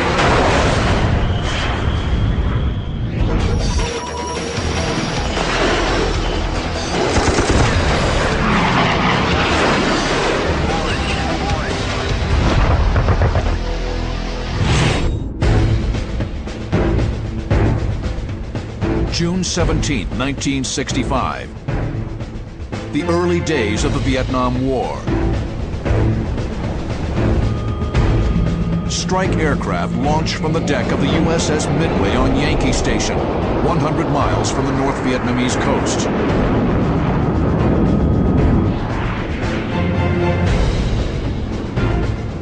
The aircraft assemble over the Gulf and push into North Vietnam. They'll hit the Thanh Hoa Railroad Bridge, a strike meant to slow the movement of supplies to the south. Among them are two F-4 Phantoms led by Commander Lou Page, with his radar intercept officer, or RIO, Lieutenant J.C. Smith, in the back seat. Our mission as the F-4 fighters was a tar cap. We were a target cap in front of the target to the north. The Target Combat Air Patrol stays close to the target to intercept hostile enemy aircraft. Page and Smith's wingman is Lieutenant Dave Batson, with his RIO, Lieutenant Commander Rob DeRemus. These aviators from the USS Midway have a date with destiny. On this mission, they will score the first MiG kills of the Vietnam War. The attack boys had done their thing. They had just called feet wet, and I said, let's make one more orbit. And we were about 12,000 feet, maybe 13,000 feet. And we turn the orbit, and just as we sweep about 360 with the nose of the airplane, two targets pop up. That's good. Now, was it Navy? I don't think so. We didn't have that many Navy out there. Was it Air Force? Oh, I don't know, but I'm hoping. We got to look at it. This early in the war, there is no way to ID the contacts electronically. They'll have to get a visual. The bogies are at 11 o'clock, 2,000 feet up, range 32 miles. Page and Smith begin the shadow boxing by making a slight turn to the right, coaxing the bogies to turn towards them. The Americans curve away, but the bogies don't bite. The Phantoms roll back to the left, taking a more aggressive tack. What do I want to happen? I want those MiGs to turn into me. Fingernail trick. Right now you can't see if my fingernails are dirty.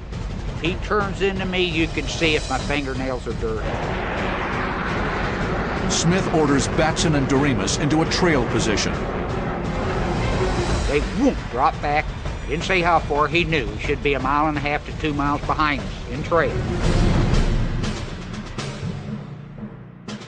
In the front, Page and Smith will gain positive visual ID on the bogies. Batson and Doremus will target the lead contact on radar and fire as soon as it is confirmed hostile. Page and Smith will target the second bogie. Going in, then I go to ICS, intercom. I said, Lou, you should be right on your nose. Right on your nose, just slightly above. I didn't want to put him on the nose and put him under him. All of a sudden, he said, tally-ho, 4. That's the first I knew there were 4. He said, MiGs, because the old boy turned like this into us. Round wingtips, dirty fingernails. The contacts are confirmed hostile. 4 MiG-17s in 2 elements. They're already locked up and in range for the Phantom's Sparrow missiles. I said, shoot, shoot, shoot. You never say fire in an airplane. I heard just whoop. I felt the missile leave the airplane.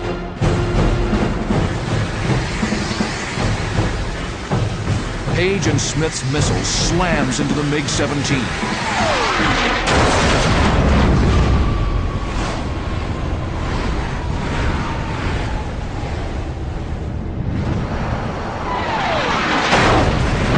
Debris from the explosion takes down the MiG's wingman. I heard boola boola. That means a hit. And at the same time I looked out, here goes the Sparrow missile across my starboard wing from old Batman that was in the back. Batson's missile strikes the second MiG element.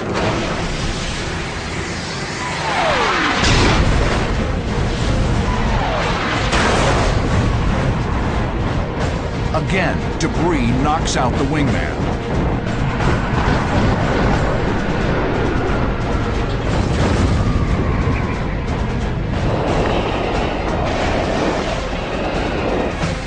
The Phantom pilots have struck an historic blow. The war's first kills of North Vietnamese MiGs. They will later get official credit for 2 kills, with 1 damaged. The victory was achieved by the men of a remarkable carrier, the USS Midway. Its proud history began in the months following World War II. During World War II, the aircraft carrier came to prominence amongst navies because its offensive reach was so much greater and more powerful than any other type of platform, including the battleship.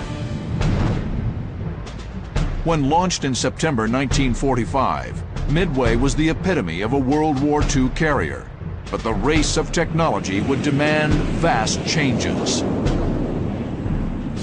Jet aviation posed a severe challenge to carrier aviation as it was at the end of World War II.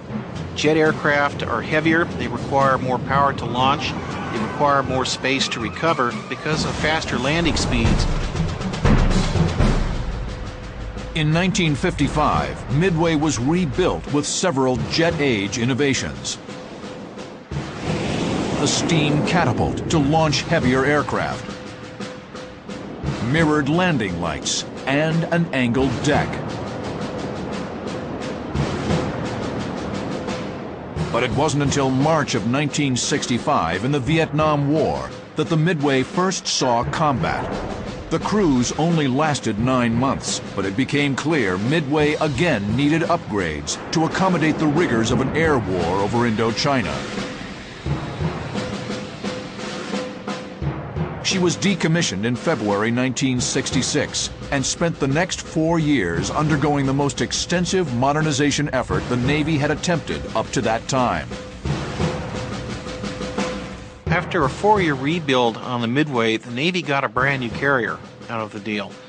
She went from a 2.8-acre flight deck to nearly 4 acres in flight deck. She could handle any of the aircraft that were currently on the Navy's drawing boards and was able to operate for extended periods of time and function every bit as efficiently as her large deck sisters. Midway is again ready to do battle over North Vietnam.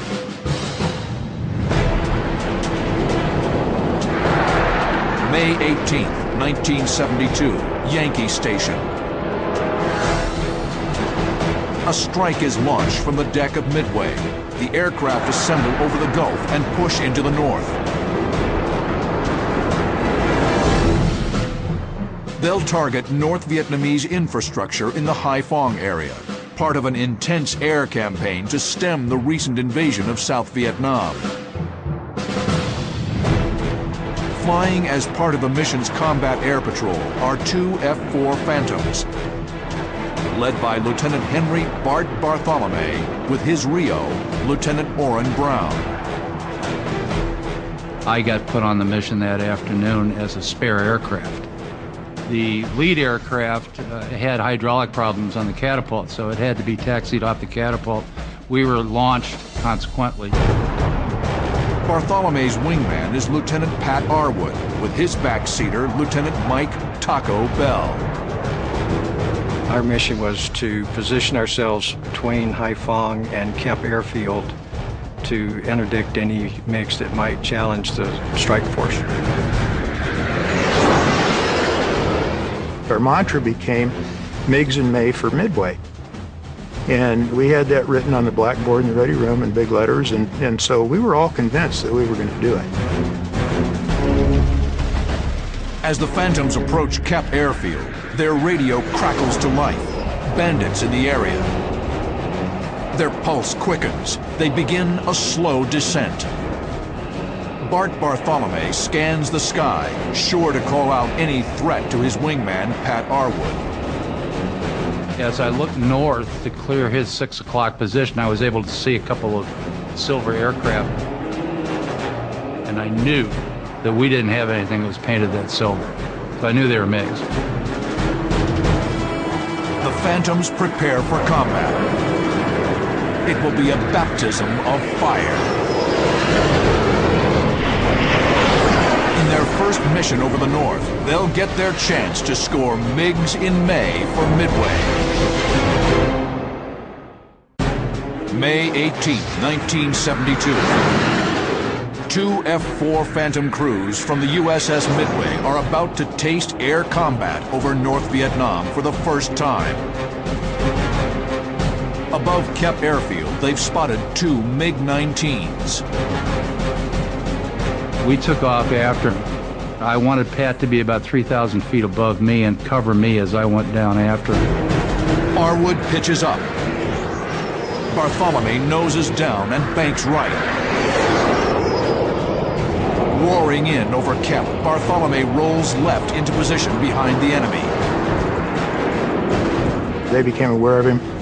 They both pickled off their external wing tanks. There was fuel streaming out of their wing tanks. So my thought was, seeing that they still had fuel in their wing tanks, so they probably had full internal fuel just like us. I followed them as best I could. I didn't quite have the energy to pull inside them.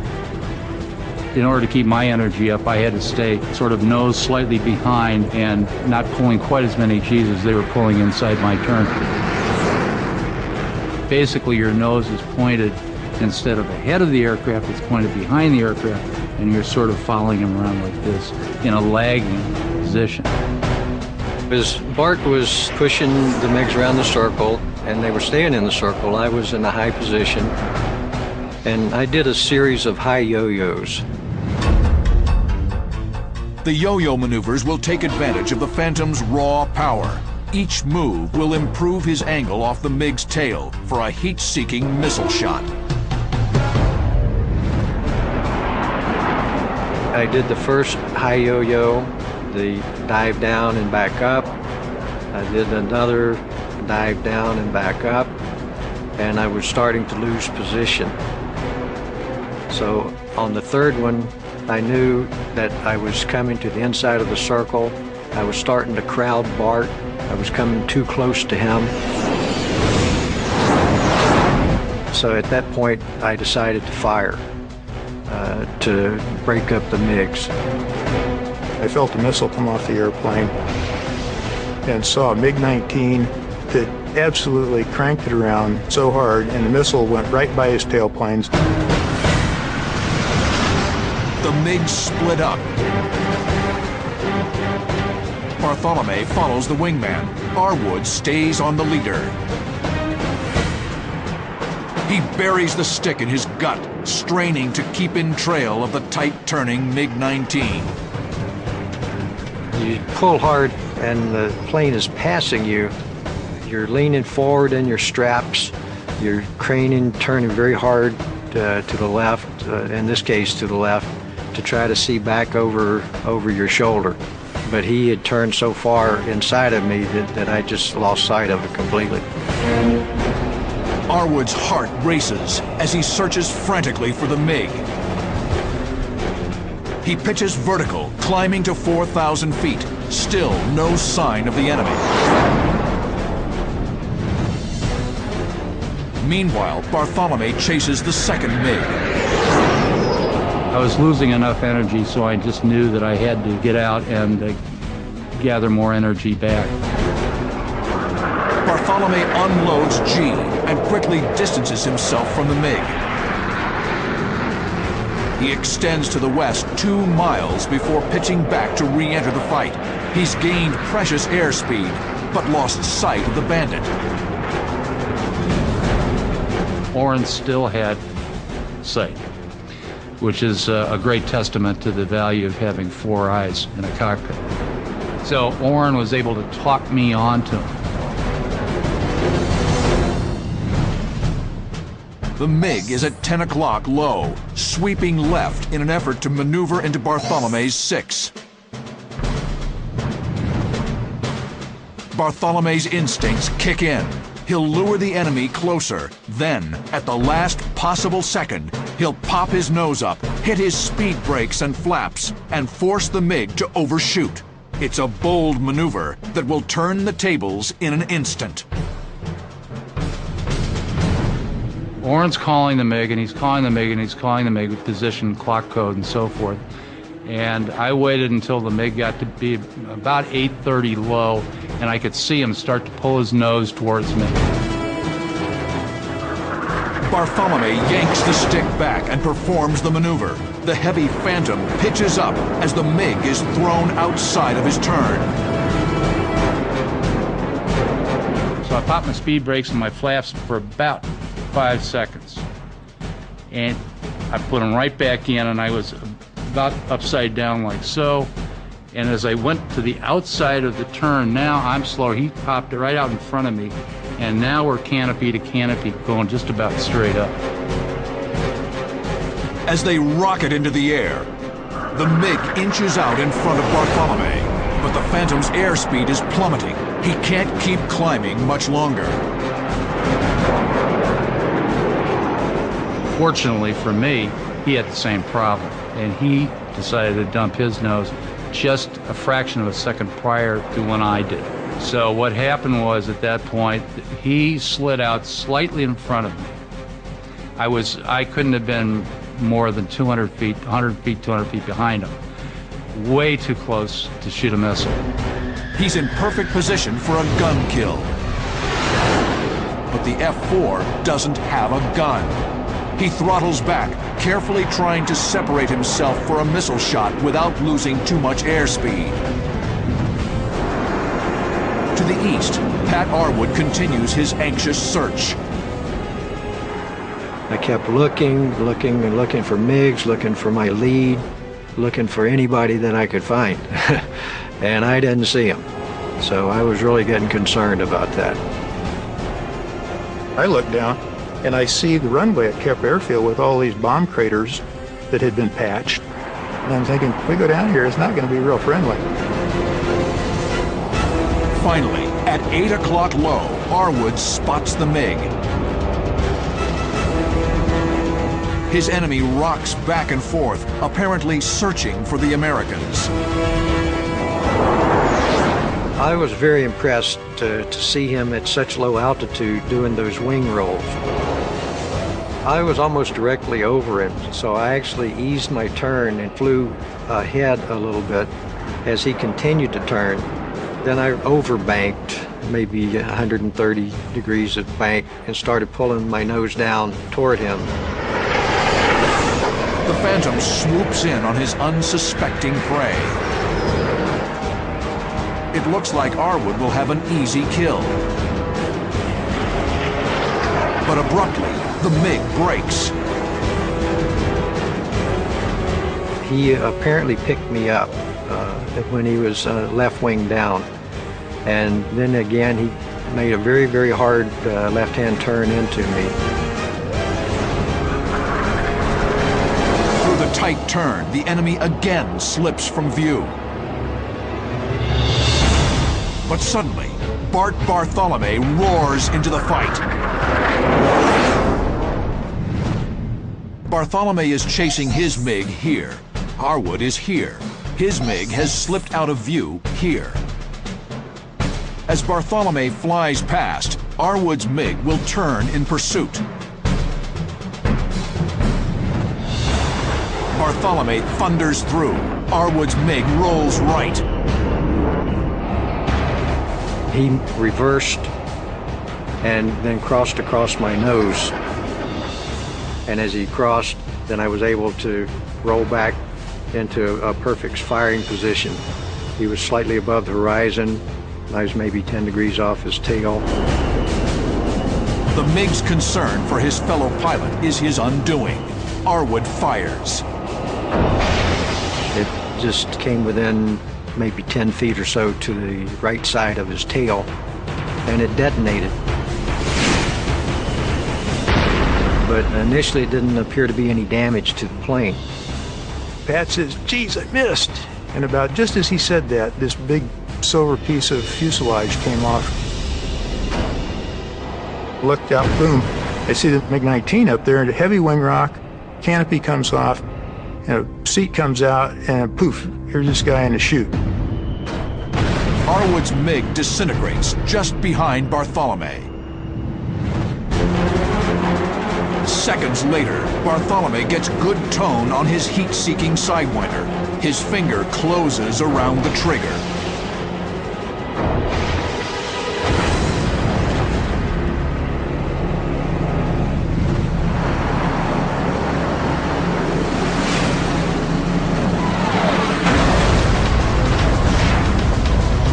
Incredibly, on their first mission over the north, Bartholomew and Arwood have scored MiGs in May for the Midway.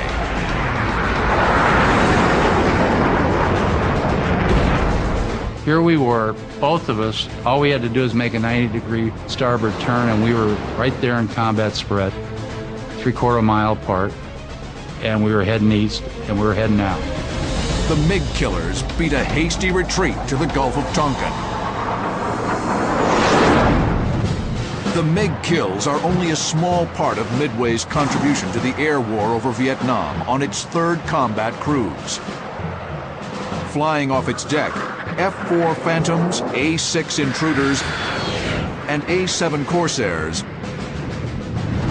mined key harbors, struck petroleum reserves, and destroyed key infrastructure targets in the north.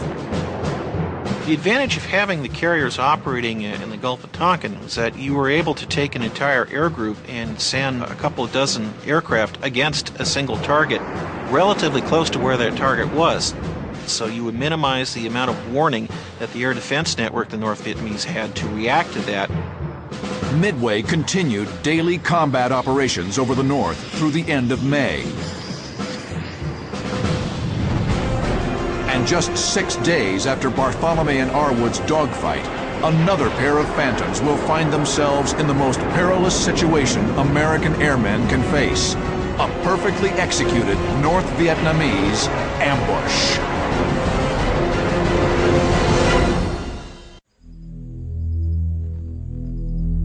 May 23rd, 1972.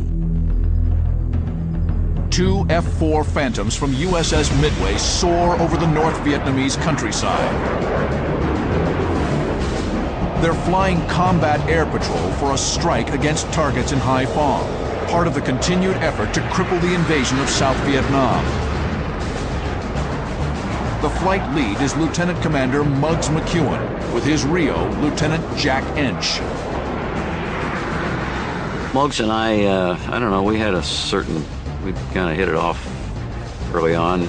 We had a sort of a warped sense of humor between us in the cockpit. I used to tell him, I said, Jack, this is the one thing I never wanted to die surprised. If my last conscious thought is, what the hell was that? I'll hunt you through eternity and you'll never rest. Flying off Muggs's wing is Lieutenant Mike Rabb, with his Rio, Lieutenant Junior Grade Ken Crandall. As they descend towards their cap station, their radio crackles to life.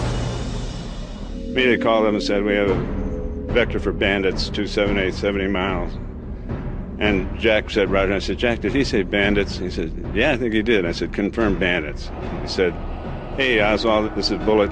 Can you confirm bandits? He said, Roger, I confirm bandits. You're clear to arm, clear to fire. That's the defining moment of a fighter pilot. Muggs adjusts his heading and moves toward the bandits, maintaining airspeed in minimum afterburner to conserve fuel. But their flight path takes them into the heart of enemy airspace, directly over Kep Airfield. I can remember thinking to myself, man, this wasn't in our game plan. I don't think I like this very much. Suddenly, Muggs gets a visual on the bandits. MiG-19s. I looked down, and on the glint of the Karst Ridge down low were two airplanes coming at us. And so I said, tally out 200 ridgeline, 7 miles. And Jack says, let's get them. I'm right behind you. In combat spread, the Phantoms merge head-on with the MiGs. Ground clutter prevents any radar lock.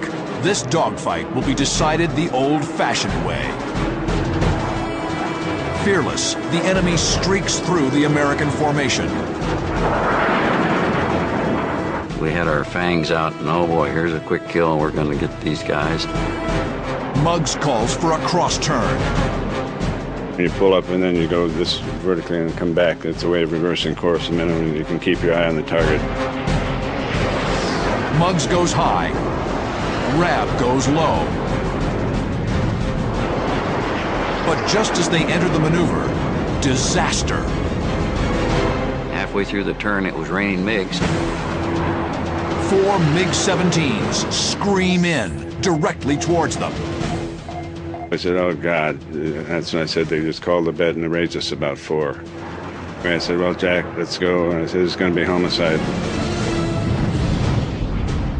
The Soviet-built MiG-17 is a swift and formidable opponent in close-quarters combat. At low speed, it can easily outturn the Navy F-4 Phantoms. The Americans are here. The MiG-17s are in a diving attack here, trying to hit the Phantoms while they're busy chasing the MiG-19s here. They were coming down on us. I said, oh, God. So we just started extending out. The lead MiG-17 roars past Muggs, canopy to canopy. It passed so close, I mean, you could feel the airplane pass by. Muggs will move aggressively against the MiGs. He'll use a classic air combat maneuver called a low yo-yo. He'll rudder down, then pull the nose up, cutting inside the MiG's turn and increasing his airspeed. Muggs stomps the rudder, heart pounding. He breathes in ragged gasps through the crushing maneuver. As he pulls his nose through the horizon, he spots a MiG-19 just in front of him. He smoothly switches targets, the best strategy when surrounded by enemies. Muggs's best option for a shot is to barrel roll to the outside, improving his angle off the MiG's tail.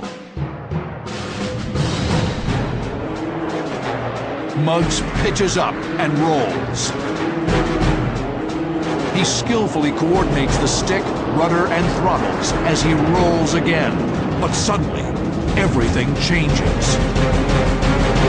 I saw a MiG-17 back at our 8 o'clock. And it wasn't shooting yet. It was coming up there, but he was gaining ground on us. So I told Muggs, I said, we got one at 8 o'clock, and he's starting to be a threat. We had this working relationship where I said, Jack, don't ever tell me brake right or brake left, or you just tell me what's back there. I do the pilot stuff, you do the RO stuff. The MiG on their tail begins to pull lead. The enemy's heavy cannon looms menacingly. Muggs is too low to dive away. The North Vietnamese pilot has him cornered. May 23rd, 1972. F-4 Phantom pilot Muggs McEwen and his Rio Jack Hench are staring down the barrel of a gun, a MiG-17 locked on their tail. And I said, okay, that's it, Jack. Somebody's going to walk home, and it's not going to be us. Desperate times call for desperate measures. Muggs has a patented last-ditch maneuver for just this situation. He'll apply full forward stick and bottom rudder. Then, just as the enemy tries to compensate for the move, he'll pull hard back and boot top rudder. For a moment, the F-4 will depart or become uncontrollable and backflip. Muggs jams the stick forward and stomps the left rudder pedal, then pulls hard back. The F-4 tumbles. It's a maneuver as spectacular as it is gutsy, the domain of only the greatest fighter pilots. We departed the airplane at about 1,500 feet. And it tumbled end over end, and Jack is saying, what the hell are you doing? I'm trying to keep my eye on this MiG, and all of a sudden, I'm being thrown around in the cockpit, and I'm what are you doing up there? Then all of a sudden, the airplane scooped out, and he was in control again, and I'm looking back, and I finally got my eyes back there looking, where's that MiG? And it's gone. And he said, there's one right in front of us. The astonished North Vietnamese pilot has been forced out in front of Muggs and Hench. Muggs gets good tone on his Sidewinder missile and fires.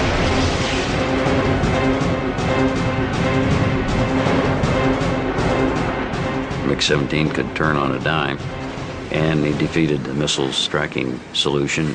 So one of our Sidewinders was gone. We had 3 left. The MiG-17 stays in his right turn, but Muggs can't pursue.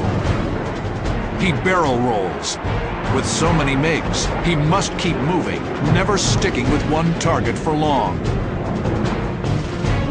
Just trying to keep my energy up and keep from being predictable.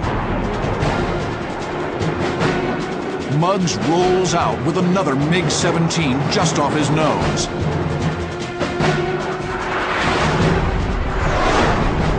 He gets good tone and fires a second AIM-9. But again, the tight-turning MiG defeats the missile lock. This time, you know, well, this is probably on TV, so we won't say the words we were saying in the cockpit, but we were very frustrated at this point. I said, you're not going to give it to me, are you, God? We're going to have to go home and tell everybody making excuses how we missed 4 MiGs. But surrounded by the enemy, there's no time to reflect. The punishing fight goes on. I'm checking back, and all of a sudden I see one at 4 o'clock, and this guy had made ground on us, and he was up there, and he was actually starting to shoot his 37mm cannon at us. And I called him Muggs, I said, 4 o'clock, tracking and shooting. And he looked back on it like that and said, holy expletive. Orange tracers rip past the canopy. Muggs breaks hard into the attack. When suddenly, the MiG ceases fire. He just pulled out in front of me here like this, and I looked up, and from my time in the MiG-17, it just went, you can't see me. Muggs has managed to slip into the MiG's blind spot under its nose. To turn the tables, he'll chop the throttle, push forward on the stick, and open the speed brakes. The gut-wrenching negative G maneuver and loss of speed will force the MiG out in front of him. It's another brilliant move by a brilliant pilot.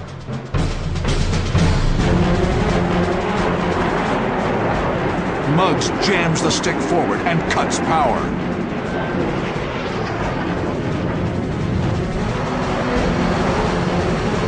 The Bandit screams by in front of the Phantom. It was about 50 feet away from his cockpit, where we could pick that guy out of a police lineup.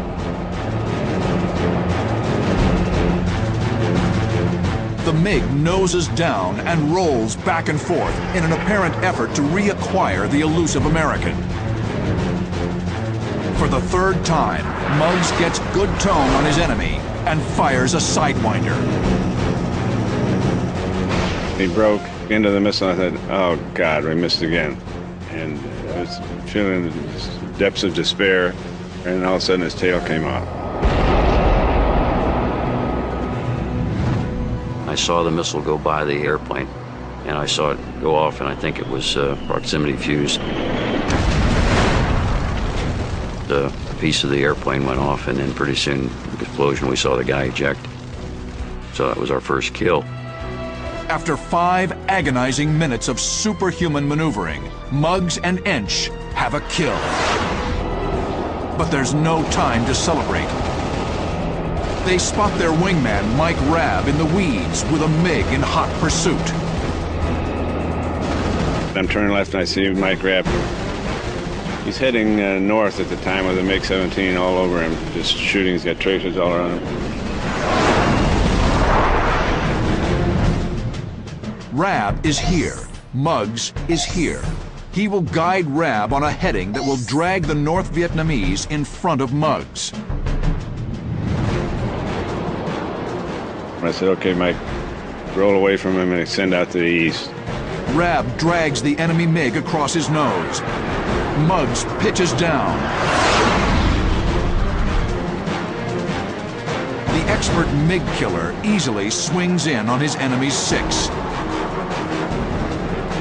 The MiG's tailpipe glows crimson just off his nose, a perfect target against the empty sky. Muggs fires his 4th Sidewinder of the day. The missile tracks straight and true.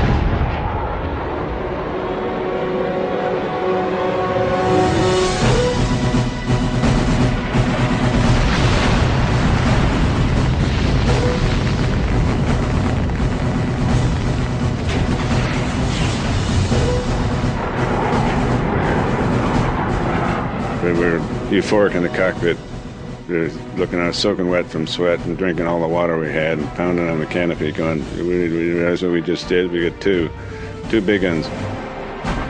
The rest of the MiGs have bugged out. They've lost their nerve in the face of such determined warriors. Euphoric, the Americans head back to the Midway. But the fighting isn't over. Before the conflict ends, the enemy will strike over water and bring the war to the Midway.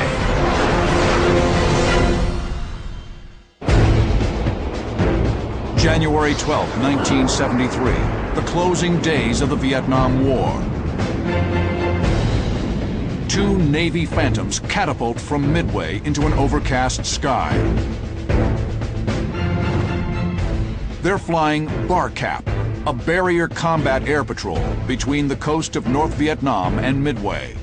They'll intercept any MiGs that head out over the water towards American ships in the Gulf. Flying lead is Lieutenant Vic Kovaleski and his Rio, Jim Wise. Flying off his wing is Lieutenant Pat Arwood with his Rio, Ensign Lynn Oates. They arrive on station, and after a short time, the air controller breaks in over the radio. there's a Bandit airborne, heading straight for Midway. It was a real threat to the Midway, not only MiGs, but even surface craft to come out to challenge the carrier, because it would be quite a prize to sink or damage the Midway. Now, she did have some point defense systems at the time, such as a surface-to-air missile defense battery. But just as in the Second World War, the primary defense for an aircraft carrier is her own embarked fighters.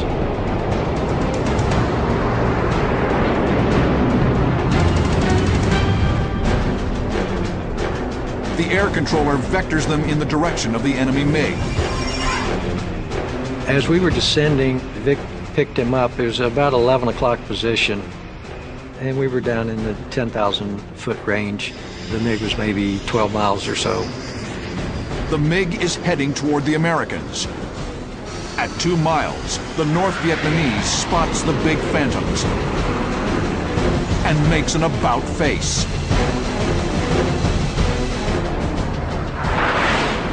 The MiG appeared to be heading toward us, but he very quickly reversed course and started heading due north.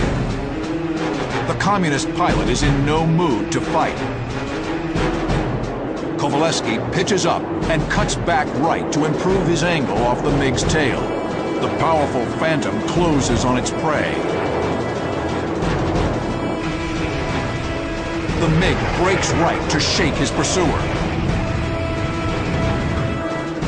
Kowaleski and Arwood must be cautious.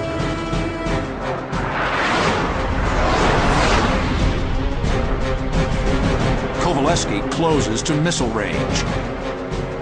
He gets good tone on his Sidewinder and fires. Vic's first missile detonated by the tail. I'm sure that the MiG pilot knew that he was damaged, and it was probably more damage than we realized from a distance.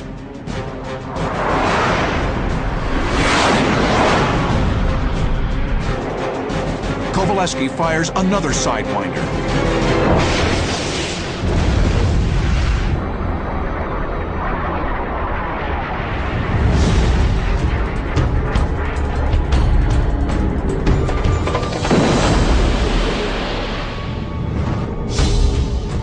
When the second missile flew up the tailpipe and it exploded, the MiG pitched up violently into 90-degree vertical position and just virtually stopped and rolled off to the right-hand side and then plummeted into the water.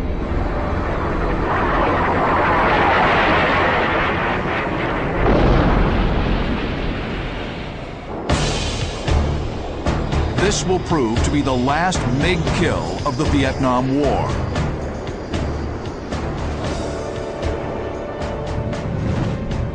On January 27, 1973, the Paris Peace Accords are signed, and American involvement in the Vietnam War comes to an end.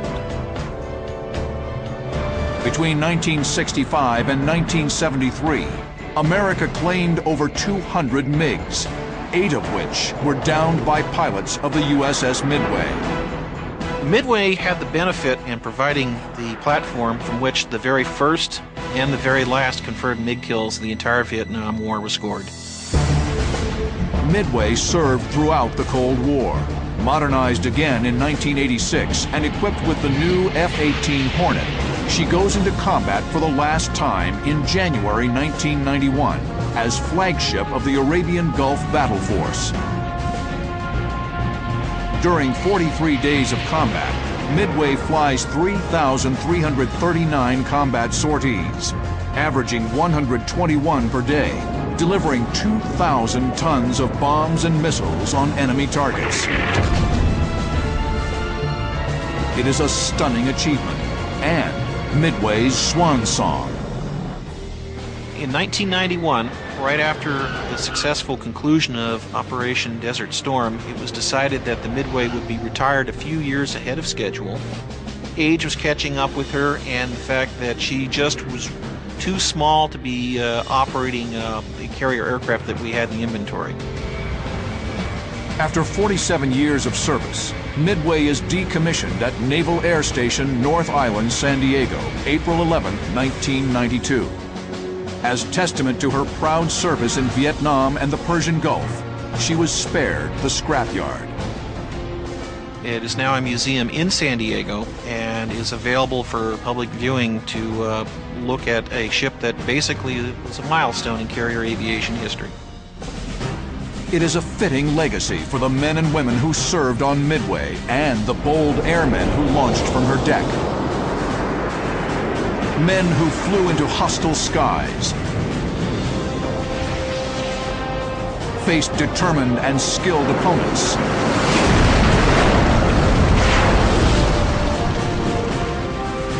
and returned to Midway as MiG killers.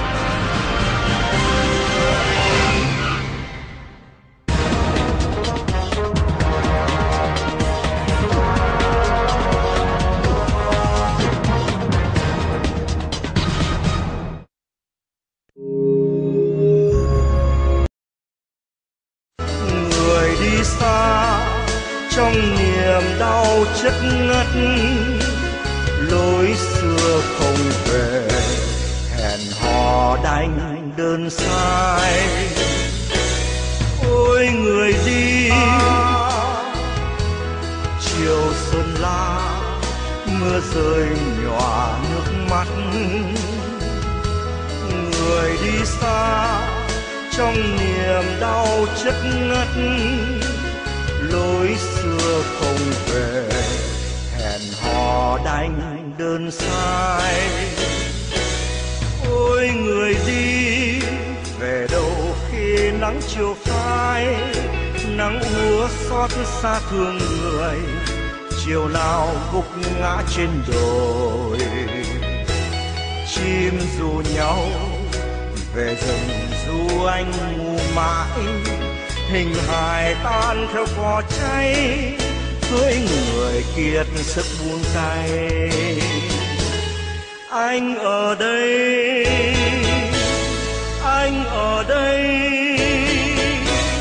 sao vẫn còn ở đây. Trong suốt 21 năm chinh chiến, chúng ta đã có hàng ngàn bài tình ca và khúc quân hành cho những người lính, nhưng có rất ít những bài ca trong đoạn trường tù đầy gian khổ. Bài Anh ở đây của Trung tá Vũ Văn Sâm, tức nhạc sĩ Thục Vũ, đã được sáng tác ở trại tù Long Giao. Khi bị đưa ra trại tù miền Bắc, Trung tá Vũ Văn Sâm đã chết ở ngoài đó. Nhạc sĩ Vũ Đức Nghiêm đã viết thêm lời hai cho bài ca. Sau này vào thập niên 90, vợ con Trung tá Vũ Văn Sâm đã tìm ra mộ của ông, đã cải táng và đem di hài vào Sài Gòn. Nhưng linh hồn của Thục Vũ vẫn còn mãi mãi ở lại với bạn bè qua lời ca Anh ở đây mà quý vị vừa nghe trên đây. Trong không chịu một đồng quân thấp thoáng, núi cây rừng lặng tiếng nghe. Tháng 7 thì hai vợ chồng tôi đi trình diện và để bị bắt đi học tập cải tạo hết, cho nên là vợ xa chồng, cha xa con, mẹ xa con, thì cái cảnh đó gia đình tôi tan nát hết. Tôi là Nguyễn Đình Tạo, ở tù 9 năm, từ Nam từ Long Giao ra Bắc và từ Bắc vô Trung, tức là chạy Thanh Chương Nghệ Tĩnh, rồi từ Thanh Chương Nghệ Tĩnh trở về Z30A. Tôi là Vũ Đức Nghiêm, cựu trung tá quân lực Việt Nam Cộng Hòa. Khi giặc Cộng chiếm miền Nam thì chúng tôi bị đi tù 13 năm, ra khỏi nhà tù ngày 1 tháng 9 năm 88. Thì cái lúc mà mất nước thì chúng tôi theo lời của Cộng sản thì đi học tập chừng nửa tháng rồi về thôi. Rồi chị học có nửa tháng thôi sao? Dạ, nửa tháng rồi tiếp nửa tháng, rồi cứ vậy thôi. Người ta được biết bác là nhà thơ Hà Thượng Nhân, nhưng mà tên thật bác là gì? Phạm Xuân Vinh. Phạm Xuân Vinh, Hà Thượng Nhân. Năm nay thì thưa bác được bao nhiêu tuổi rồi? Tôi 90 tuổi rồi. 90 tuổi. Thì bác qua Hoa Kỳ năm nào? Tôi sang năm Hoa Kỳ năm 1990. 90. Lúc bây giờ 80 mấy rồi. Thế tức là bác đi hát ô mấy? Hát đồ 6. Rồi. Thành ra tôi ở lại cũng giống như nhiều người khác. Có thể vì hoàn cảnh này hay hoàn cảnh khác là mình không đi, cho tới lúc cộng sản vào tới nơi thì có mặt ở mình ở đó. Mình cũng không lấy gì làm tiếc, là bởi vì trong bao nhiêu năm ở tù cũng học được nhiều lắm, học được cái tình người, học được cái sự mà kêu khổ sở, nhìn thấy rõ những người cộng sự với mình, họ cực khổ như thế nào thì mình cũng chia phần cực khổ với họ. Thành ra tôi không có hối tiếc gì cả. Anh em tôi là những người ở lại, cũng đi tù, cũng ra Bắc vào Nam, từng yên chân nơi nghĩa lộ văn bản, tưới mồ hôi xuống Hà Tây Thanh Hóa. Lũ chúng tôi không phải vài ba đứa, có hàng ngàn, hàng vạn kẻ bại vong, đem oan khiên ra giữa nước sông Hồng, mang uất hận chút lên rừng Yên Bái. Đứa gục xuống bón cây rừng Bắc Thái, cho lá xanh, cho rừng cội đơm hoa. Đứa truyền giao chính nghĩa khắp Nam Hà, cho lẽ phải sáng bừng trong đêm tối. Sức chúng tôi cũng mỏi mòn vì đói, kiếp lưu đày quên hết cả nhân sinh. Tiếc nuối gì đâu những buổi đăng trình, nuốt tủi nhục ôm riêng mình hẻ lười. Khi xa cơ trong kiếp sơn đầu khiếu, có ai đem thành bại luận anh hùng. Lũ chúng ta còn nợ nghiệp kiếm cung, chưa trả được nên suốt đời ân hận. Bài thơ trên do chính tác giả đọc cho chúng tôi thu âm. Ông là Trung tá Nguyễn Đình Tạo, tức nhà thơ Đông Anh. Từ quê nhà, ông vào quân trường Đà Lạt năm 1954, sau đó chưa bao giờ gặp lại gia đình. Trải qua 21 năm chinh chiến, tiếp theo là 9 năm tù đầy từ Nam ra Bắc, định mệnh đắng cay đã không cho phép ông đoàn tụ với gia đình ở ngoài Bắc. Trung tá Nguyễn Đình Tạo, ngay sau khi ra khỏi nhà tù đã vượt biên bằng đường bộ. Không thành công, vượt biên bằng đường biển, bị mất đứa con trai. Sau cùng, đến Hoa Kỳ, làm người tị nạn xây dựng tương lai muộn màng với những vần thơ nặng tình chiến hữu.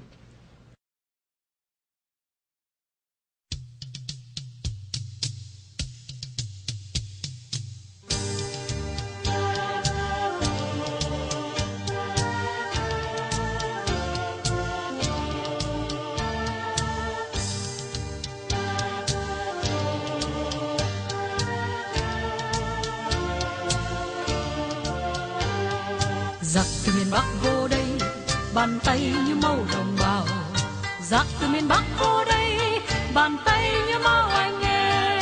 Hận thù đó cất cao trong lòng người, hận thù đó khắc sâu trong lòng tôi, lòng anh. Giặc từ miền Bắc vô đây, bàn tay chứng tích hận thù. Giặc từ miền Bắc vô đây, bàn tay giết điếu phôi tay. Giặc thù đó xâm lăng, giặc thù đó bạo tạc, giặc thù đó giết hại dân thành, đốt phá quê hương. Ôi vùng Chỉ Thiên an lòng, vùng Tam Biên lửa máu, từ vực sâu hận thù. Dòng máu đỏ da vàng trên đất nghèo nàn đã đổ vì ai? Vì giặc thù đốt phá quê hương ta, vì giặc thù bắt giết đồng bào ta, vì giặc thù còn đó, vì giặc thù còn đó. Anh em ơi vùng lên dưới bao tang, anh em ơi vùng lên dưới sông Lam. Anh em ơi nếu có còn ta mới còn tự do là còn cơn no.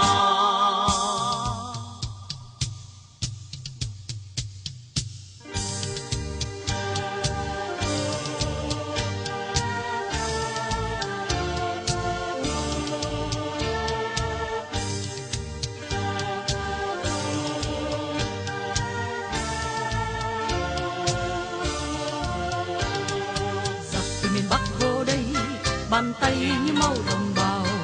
Giặc từ miền Bắc vô đây, bàn tay như màu anh nghe. Hận thù đó cất cao trong lòng người, hận thù đó khắc sâu trong lòng tôi, lòng anh. Giặc từ miền Bắc vô đây, bàn tay chứng tích hận thù. giặc từ miền Bắc vô đây, bàn tay giết chóc hôi tanh. Giặc thù đó xâm lăng, giặc thù đó bạo tàn, giặc thù đó giết hại dân lành, đốt phá quê hương. Ôi vùng Chỉ Thiên An Lộc, vùng Tam Biên lửa máu, từ vực sâu hận thù. Dòng máu đỏ da vàng trên đất nghèo nàn đã đổ vì ai? Vì giặc thù đốt phá quê hương ta, vì giặc thù bắt giết đồng bào ta, vì giặc thù còn đó, vì giặc thù còn đó. Anh em ơi vùng lên dưới bao tang, anh em ơi vùng lên từ xâm lăng. Anh em ơi nước nước còn ta mới còn tự do là còn cơm no.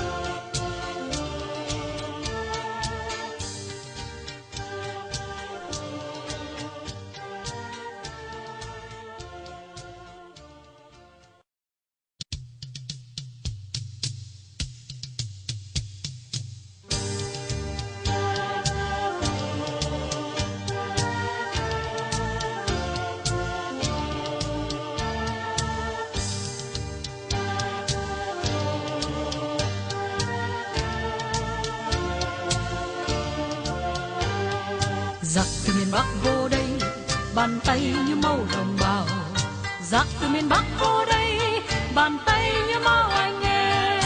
Hận thù đó cất cao trong lòng người, hận thù đó khắc sâu trong lòng tôi, lòng anh. Giặc từ miền Bắc vô đây, bàn tay chứng tích hận thù. Giặc từ miền Bắc vô đây, bàn tay giết chóc hôi tanh. Giặc thù đó xâm lăng, giặc thù đó bạo tàn, giặc thù đó giết hại dân lành, đốt phá quê hương. Ôi vùng Chỉ Thiên An Lộc, vùng Tam Biên lửa máu, từ vực sâu hận thù. Dòng máu đỏ da vàng trên đất nghèo nàn đã đổ vì ai?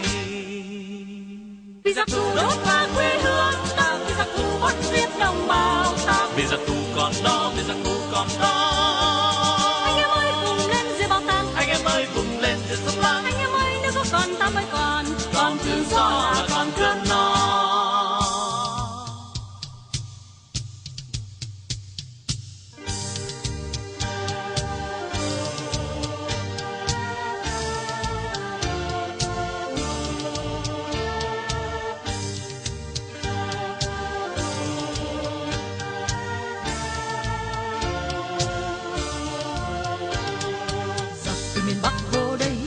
Bàn tay như máu đồng bào.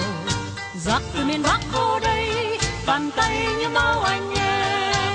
Hận thù đó cất cao trong lòng người, hận thù đó khắc sâu trong lòng tôi, lòng anh. Giặc từ miền Bắc vô đây, bàn tay chứng tích hận thù. Giặc từ miền Bắc vô đây, bàn tay giết chóc hôi tanh. Giặc thù đó xâm lăng, giặc thù đó bạo tàn, giặc thù đó giết hại dân lành, đốt phá quê hương.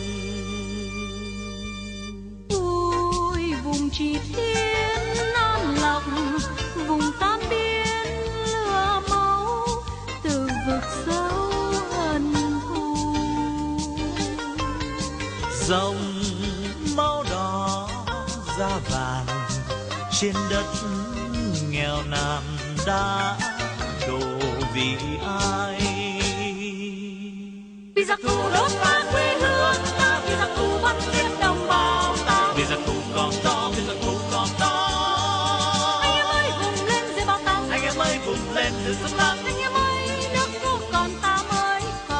còn tự do là còn cơm no.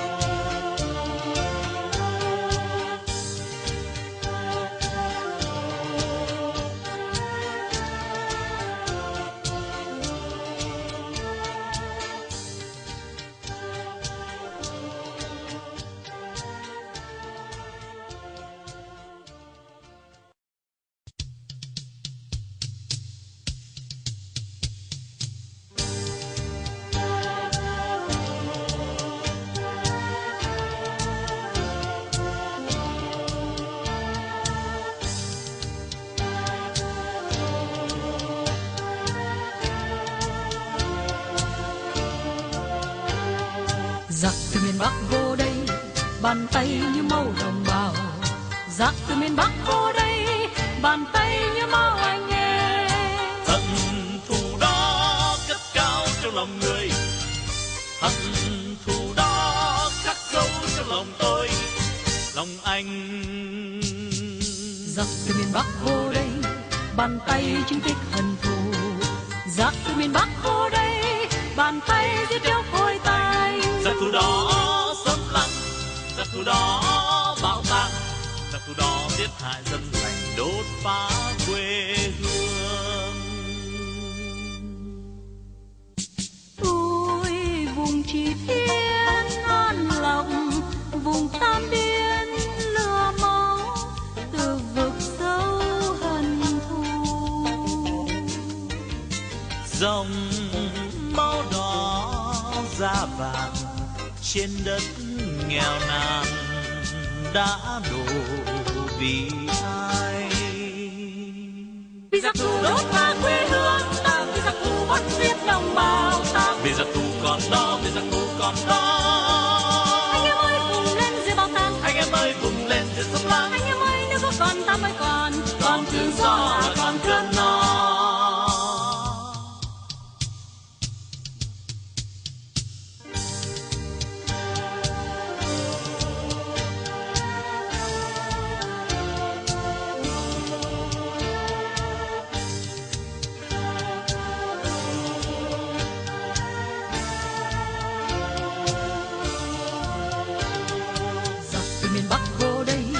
Bàn tay như màu đồng bào. Giặc từ miền Bắc vô đây, bàn tay như màu anh nghe. Hận thù đó cất cao trong lòng người, hận thù đó khắc sâu trong lòng tôi, lòng anh. Giặc từ miền Bắc vô đây, bàn tay chứng tích hận thù. Giặc từ miền Bắc vô đây, bàn tay giết chóc hôi tanh. Giặc thù đó xâm lăng, giặc thù đó bạo tàn, giặc thù đó giết hại dân lành, đốt phá quê hương. Ôi vùng Chỉ Thiên an lòng, vùng Tam Biên lửa máu, từ vực sâu hận thù. Dòng máu đỏ da vàng trên đất nghèo nàn đã đổ vì ai? Vì giặc thù đốt phá quê hương ta, vì giặc thù bắt giết đồng bào ta. Vì giặc thù còn đó, vì giặc thù còn đó. Anh em ơi vùng lên diệt bạo tàn, anh em ơi vùng lên diệt xâm lăng. Anh em ơi nước vô còn ta mới còn tự do là còn cơm no.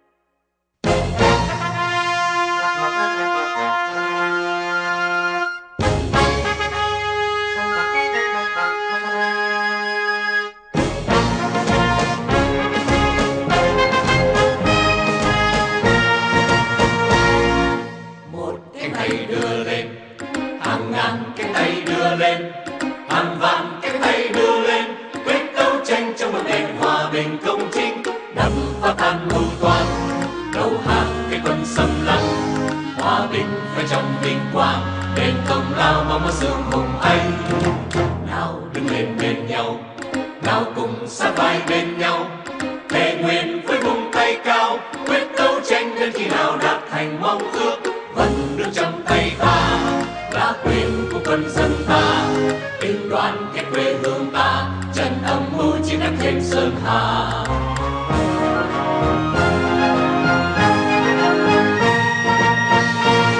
Quyết chiến, thề quyết chiến, quyết không cần hòa bình đen tối, chẳng như hiệp ngồi chung quân và nước phong nô. Quyết chiến, thề quyết chiến, đánh cho cùng dù mình phải chết, để mai này về sau con cho ta sống còn. Vẫn nước đang vươn lên, hàng ngàn chiến công chưa quên, hàng vạn xác quân vong nô đã chứng minh cho sức mạnh hào hùng quân dân. Thề chưa bao lùi chân, ngồi cùng với quân xâm lăng, ta thà chết chứ không hề lui, quyết không hề phản bội quê hương. Ta thà chết chứ không hề lui, quyết không hề phản bội quê hương.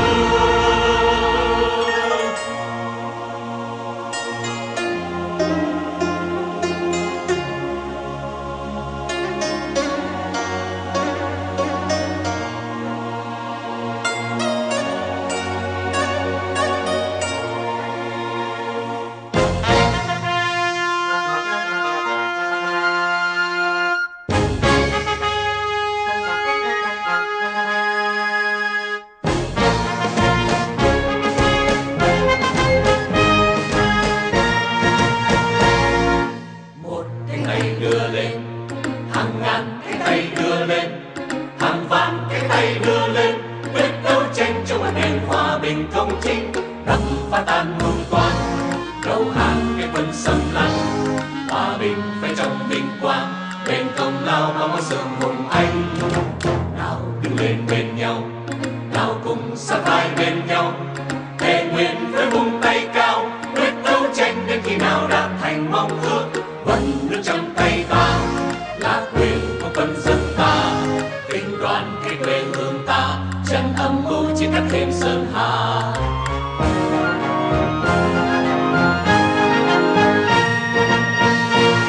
Quyết chiến, thề quyết chiến, quyết không cần hòa bình đen tối, chẳng để hiệp ngồi chung quân bắt nước phong nô. Quyết chiến, thề quyết chiến, đánh cho cùng dù mình phải chết, để mai này về sau con cho ta sống còn. Vẫn nước đang vươn lên, hàng ngàn chiến công chưa quên, hàng vạn xác quân vong nô đã chứng minh cho sức mạnh hào hùng quân dân.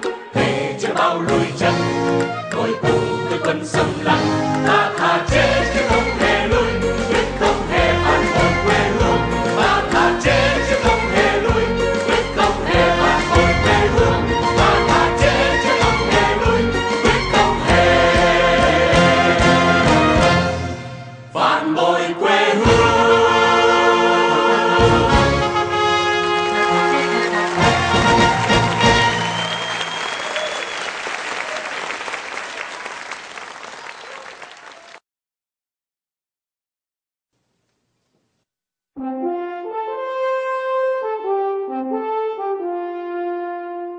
Này công dân ơi,